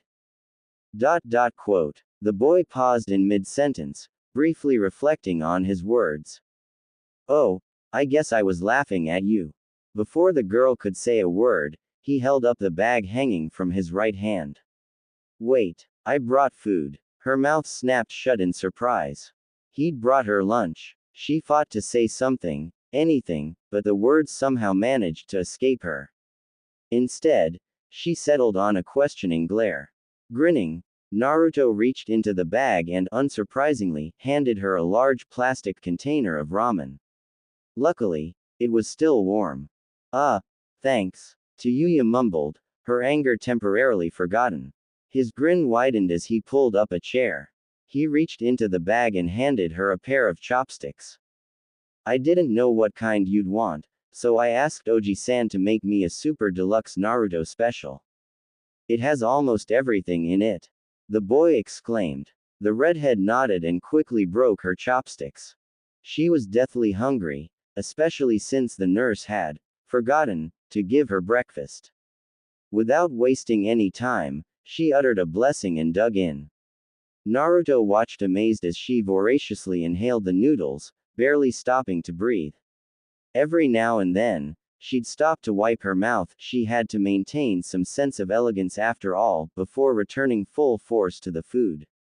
Approximately 2 minutes later, Tayuya leaned back with a content sigh. Shit, that was good. She smiled and closed her eyes to relish in the warm feeling of the soup swimming around in her belly. She refused to acknowledge that the feeling could have possibly come from his act of kindness. Nay, Tayuya. The redhead lifted an eyelid to look at him. What? I was wondering about yesterday. He muttered, looking anywhere but at her face. She opened both of her eyes and turned her head to look at him. What about it? Nothing. Just wondering if you were still mad. A grunt resounded from the back of her throat. It was hard to believe that he was still worried over something that happened a day ago. Why do you care? She asked, her curiosity getting the better of her. Naruto shrugged and finally lifted his head to look at her. Just do. Tayuya fought the urge to growl. No, I'm not mad. I'm still going to kick your, but I'm not mad. He grinned in relief. If she was still mad, she might not teach him anything else. She pushed herself back into an upright position and set the bowl down on the tray next to her. What are you doing here anyway? It's Saturday. You don't have to take me to the academy. The boy gave her a confused glance. Aren't you still going to train me? Tayuya blinked. She honestly didn't expect him to be able to train after the brutal exercise she'd put him through the day before. The girl sighed loudly. Though she was secretly glad to be leaving the hospital, she didn't want him to know it. Well, if you want me to go, you have to get my shit out of those cabinets, she said, pointing towards the opposite wall. He walked over to cabinets and began to open the various doors. He soon emerged with a few folded pieces of clothing. This stuff. She nodded and took the clothing from him. Naruto pulled the curtain separating the room and plopped down on the other bed. Unable to help himself, he watched her silhouette in mild awe as she quickly pulled on her pants and ninja sandals. It was quite a feat considering that she only had one available hand. A small blush crept onto his face as he watched her pull the hospital gown up and over her head. He couldn't see much, but just the thought of her bearing her chest in the same room was enough to get his heart pumping a fraction of a second faster. He shook his head ferociously and growled. What am I doing? I'm not a pervert like Ero Sennin. he thought, turning his entire body so as not to be tempted to look again. A small curse floated from the other side of the curtain. While it was easy for Tayuya to slip on her pants and shoes, the long-sleeved shirt required the eye stance of a second person. She'd only been able to get her left arm through the sleeve, leaving the right side of her shirt hanging on her shoulder. Even worse, the bastards hadn't even given her a bra. Blushing mildly, she cleared her throat and glanced hesitantly at the curtain. Naruto, she muttered, barely believing what she was about to ask him. Can you, help me? Naruto choked and nearly fell off of the bed. Why do you need my help? The girl nervously bit her lip. He was the last person she wanted to help her, but with her nurse's head on the chopping block, she doubted that there was anyone around to receive her call. With a resigned sigh, she shifted around so that her back was facing the other side of the room. She'd be damned if he got a peek at her more valuable ETS. Just get the over here. Naruto grunted and pulled back the curtain. Help me put my arm through the sleeve. And be careful. He nodded, although she couldn't see it, and hesitantly reached for her injured arm. Though he tried not to, he couldn't help but stare at the rich, ivory skin of her back. As he loosely grasped her arm, he briefly registered that it was his first time actually touching a female's skin. Getting punched in the face by Sakura didn't count. His thumb gently slid over the smooth surface of her arm. Soft. Naruto whispered unknowingly, eyes wide with interest. Tayuya tensed in mortification, feeling her blush deepen and spread across her cheeks.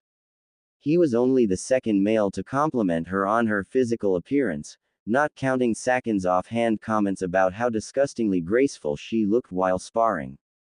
What did you just say? She stuttered, cursing her tongue for its impudence.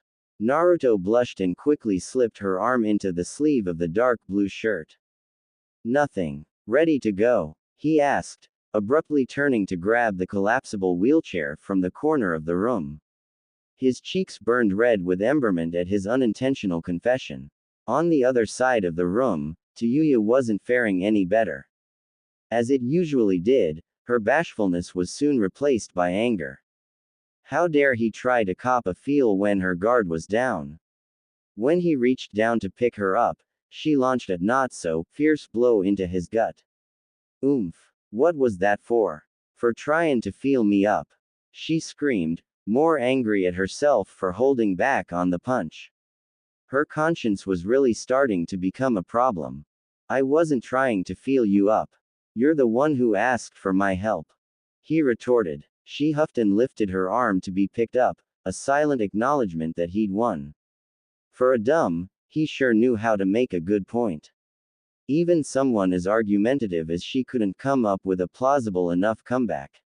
He reached down again to pick her up, though warily, and set her down in the flimsy wheelchair. Where are we going today? Naruto asked as he wheeled her out of the room. She shrugged and leaned back in the chair. Who gives a? I can't teach you anything else in this state anyway. The chair slid to an abrupt stop, nearly throwing her headfirst to the ground. What? There has to be something you can teach me. He yelled, eyes wide with desperation. If this was as far as she could take him, Sasuke was going to wipe the floor with his. Well, there is something, but I don't think you'll be able to handle it. Tell me. I can do it. Tayuya smirked. He's so easy to manipulate. Hell, I bet I could get the bastard to strip if I wanted him to. She thought, her smirk growing a bit lecherous. She quickly dismissed that train of thought before it went places she didn't want to go. It's not like he had anything to show off anyway. Alright, I'll tell you. But only on two conditions. 1. You can't complain even once about the training. He snorted with amusement, as if he would complain about training. And 2. You're not allowed to quit. That means no taijutsu, ninjutsu, or genjutsu until you've completely mastered this exercise. Got it. That's it. This'll be. He suddenly stopped in the middle of his sentence. Something didn't add up. If he wasn't going to be doing taijutsu, ninjutsu, or genjutsu, then what else was there to learn? He narrowed his eyes slightly in thought. Though he certainly wasn't a genius, he wasn't nearly as stupid as he led others to believe. Even he could smell a trap a mile away. Wait a minute. This training must be something I won't like if you gave me those conditions. Tayuya's jaw nearly dropped into her lap. Since when did the Dobi grow a brain? She quickly regrouped and attacked from another angle. Who gives a? Either accept my conditions, or I don't train you. Naruto grimaced. While he had identified the trap, there was no clear way out of it. With a resigned sigh, he began pushing her towards the hospital elevator. Fine, you win. She smiled in triumph. At least that evened the score. Nay, Tayuya, what are you going to teach me? Naruto and Tayuya were currently resting on one of the large, flat rocks sitting near the river. They hadn't moved since they had arrived, which was around 15 minutes ago. Have you ever heard of leaf concentration? She asked, resting her head on the rock. Her escort's jacket was propped up behind her head as a makeshift pillow. She still hadn't given him his jacket back, and decided that she would keep it until he asked for it. It's not like he didn't have others at home. Naruto gave her a confused look. Leaf concentration? How does that work? She grinned and reached onto the GR for a leaf. After finding one, she motioned for him to come closer. I'm surprised you've never done it. Orochimaru told us that it was taught in the academy. She sat up and placed the leaf on her forehead. The object of this exercise is to keep the leaf from falling off of your forehead. In order to do this, you must concentrate all of your chakra onto the leaf. The boy frowned deeply. Wait, you're teaching me that? Iruka-sensei tried to teach me that when I was in the academy. It's boring. Did you ever learn how to do it? No, he mumbled, hanging his head in shame. Tayuya laughed. That explains why your chakra control is so shitty. You'll never beat Orochimaru if you can't use your chakra effectively. He snorted and crossed his arms. How does this help my chakra control? She knocked him over the head with her cast. I was getting to that part, dumb. She cleared her throat and hummed the teacher role once again. This exercise actually trains concentration. By concentrating all of your energy on the leaf, your mind is able to focus much more efficiently, thus improving your chakra control. Do you get it? He nodded and plucked the leaf off of her forehead. It's kind of like when I was learning the Rasengan from Ero Sennin. When I drew a leaf onto my hand, I was able to pop the ball much easier than I did before. She blinked in confusion. Sure, whatever. Just get to work. He stuck his tongue out but placed the leaf on his forehead anyway, only to have it slip off a moment later. He placed the leaf on his forehead again, achieving the same results. After 25 or so failures, Tayuya sighed and slammed her head into her hand. It's obvious that we're not getting anywhere. Look, try this. Cross your legs and close your eyes. Remember, this is an exercise in concentration. Block out everything except the leaf. This is too hard, he whined, sticking his lip out in a pout. She bopped him over the head again. Remember the conditions. If you don't do this, I won't teach you anything else. Sasuke will you up and make you his bitch without my help. Naruto grit his teeth in anger. Though he hated to admit it, she was right. There was no way he could get strong enough on his own, and she knew a lot about Orochimaru's training methods, the same methods he would be using to teach Sasuke. He sighed and did as she said, much to her amusement. 2 for me, 1 for you. Amazingly enough, he was able to hold the leaf on his forehead for 3 seconds before it finally floated down into his lap. I did it, he screamed in triumph. She frowned and knocked him over the head again. Idiot, you have to hold the leaf on your forehead for at least an hour before we can move on. Nani? That long? But that'll take forever. She shrugged and motioned towards her legs. I'm not going anywhere. The longer it takes you to master this exercise, the easier it will be for Sasuke to kick your. Now get back to work. He mumbled something under his breath that sounded suspiciously like, "slave driving bitch," before placing the leaf on his forehead and closing his eyes. Tayuya watched in mild awe as his time increased from a few seconds to a few minutes in only half an hour. When Orochimaru taught her this exercise, it took her the whole day to hold the leaf for 10 minutes, yet he was going to beat her time in only an hour. Of course, she was much more impatient and fiery than Naruto was when she learned this exercise, but it was amazing progress nonetheless. With his eyes closed, she figured it was safe enough to finally examine his features in detail. The first thing she examined was his unruly sunny blonde hair. Blonde was an incredibly rare color in the East, and she'd only seen 3 people with that hair color in Konoha. The current Hokage, Naruto, and the picture of the 4th hanging on the wall in the Hokage's office. She briefly wondered if Naruto and the 4th were related but quickly waved it off. As if that idiot could be related to someone as legendary as the Yellow Flash. She recalled reading about the Yamanaka clan in her earlier studies with Orochimaru, and remembered that they too had blonde hair and blue eyes. Perhaps he was a Yamanaka. She momentarily toyed with the idea, but again dismissed it. As far as she knew, he didn't know any mind transfer techniques. Instead of pondering his origins, she decided to ask him about it later and move on before he opened his eyes again to complain. Her eyes slowly traveled from his hair down to his strange whisker marks. After making sure he was still concentrating on the leaf, she leaned forward to get a better look at them. At first, she thought the whiskers were simply drawn on with face paint. Now that she was close enough to study them in detail, she was able to see the shallow grooves the lines made in his face.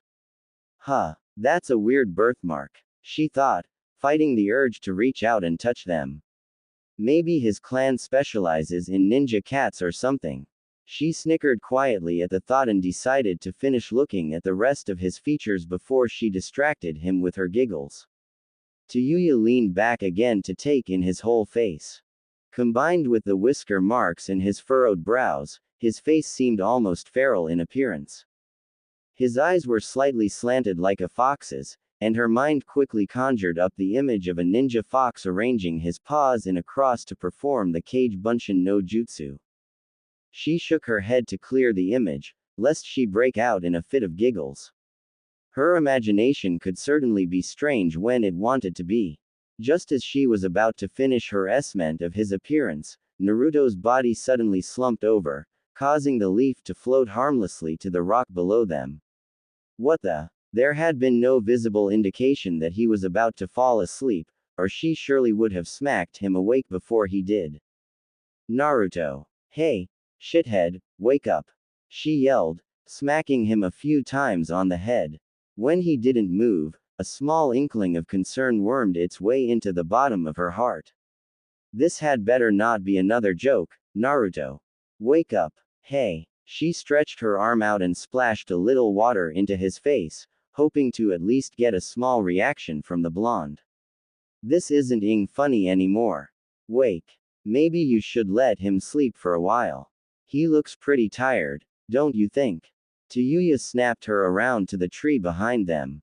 Who's there? Show yourself, she yelled, reaching for Naruto's weapon pouch. She grabbed a kunai and held it in front of herself and Naruto defensively. Her eyes widened when a ninja sauntered out of the trees, a wide grin nearly splitting their face in half. You. The ninja chuckled softly and brought a kunai of their own out, spinning it nonchalantly by the ring. My, what will you do now, Tayuya?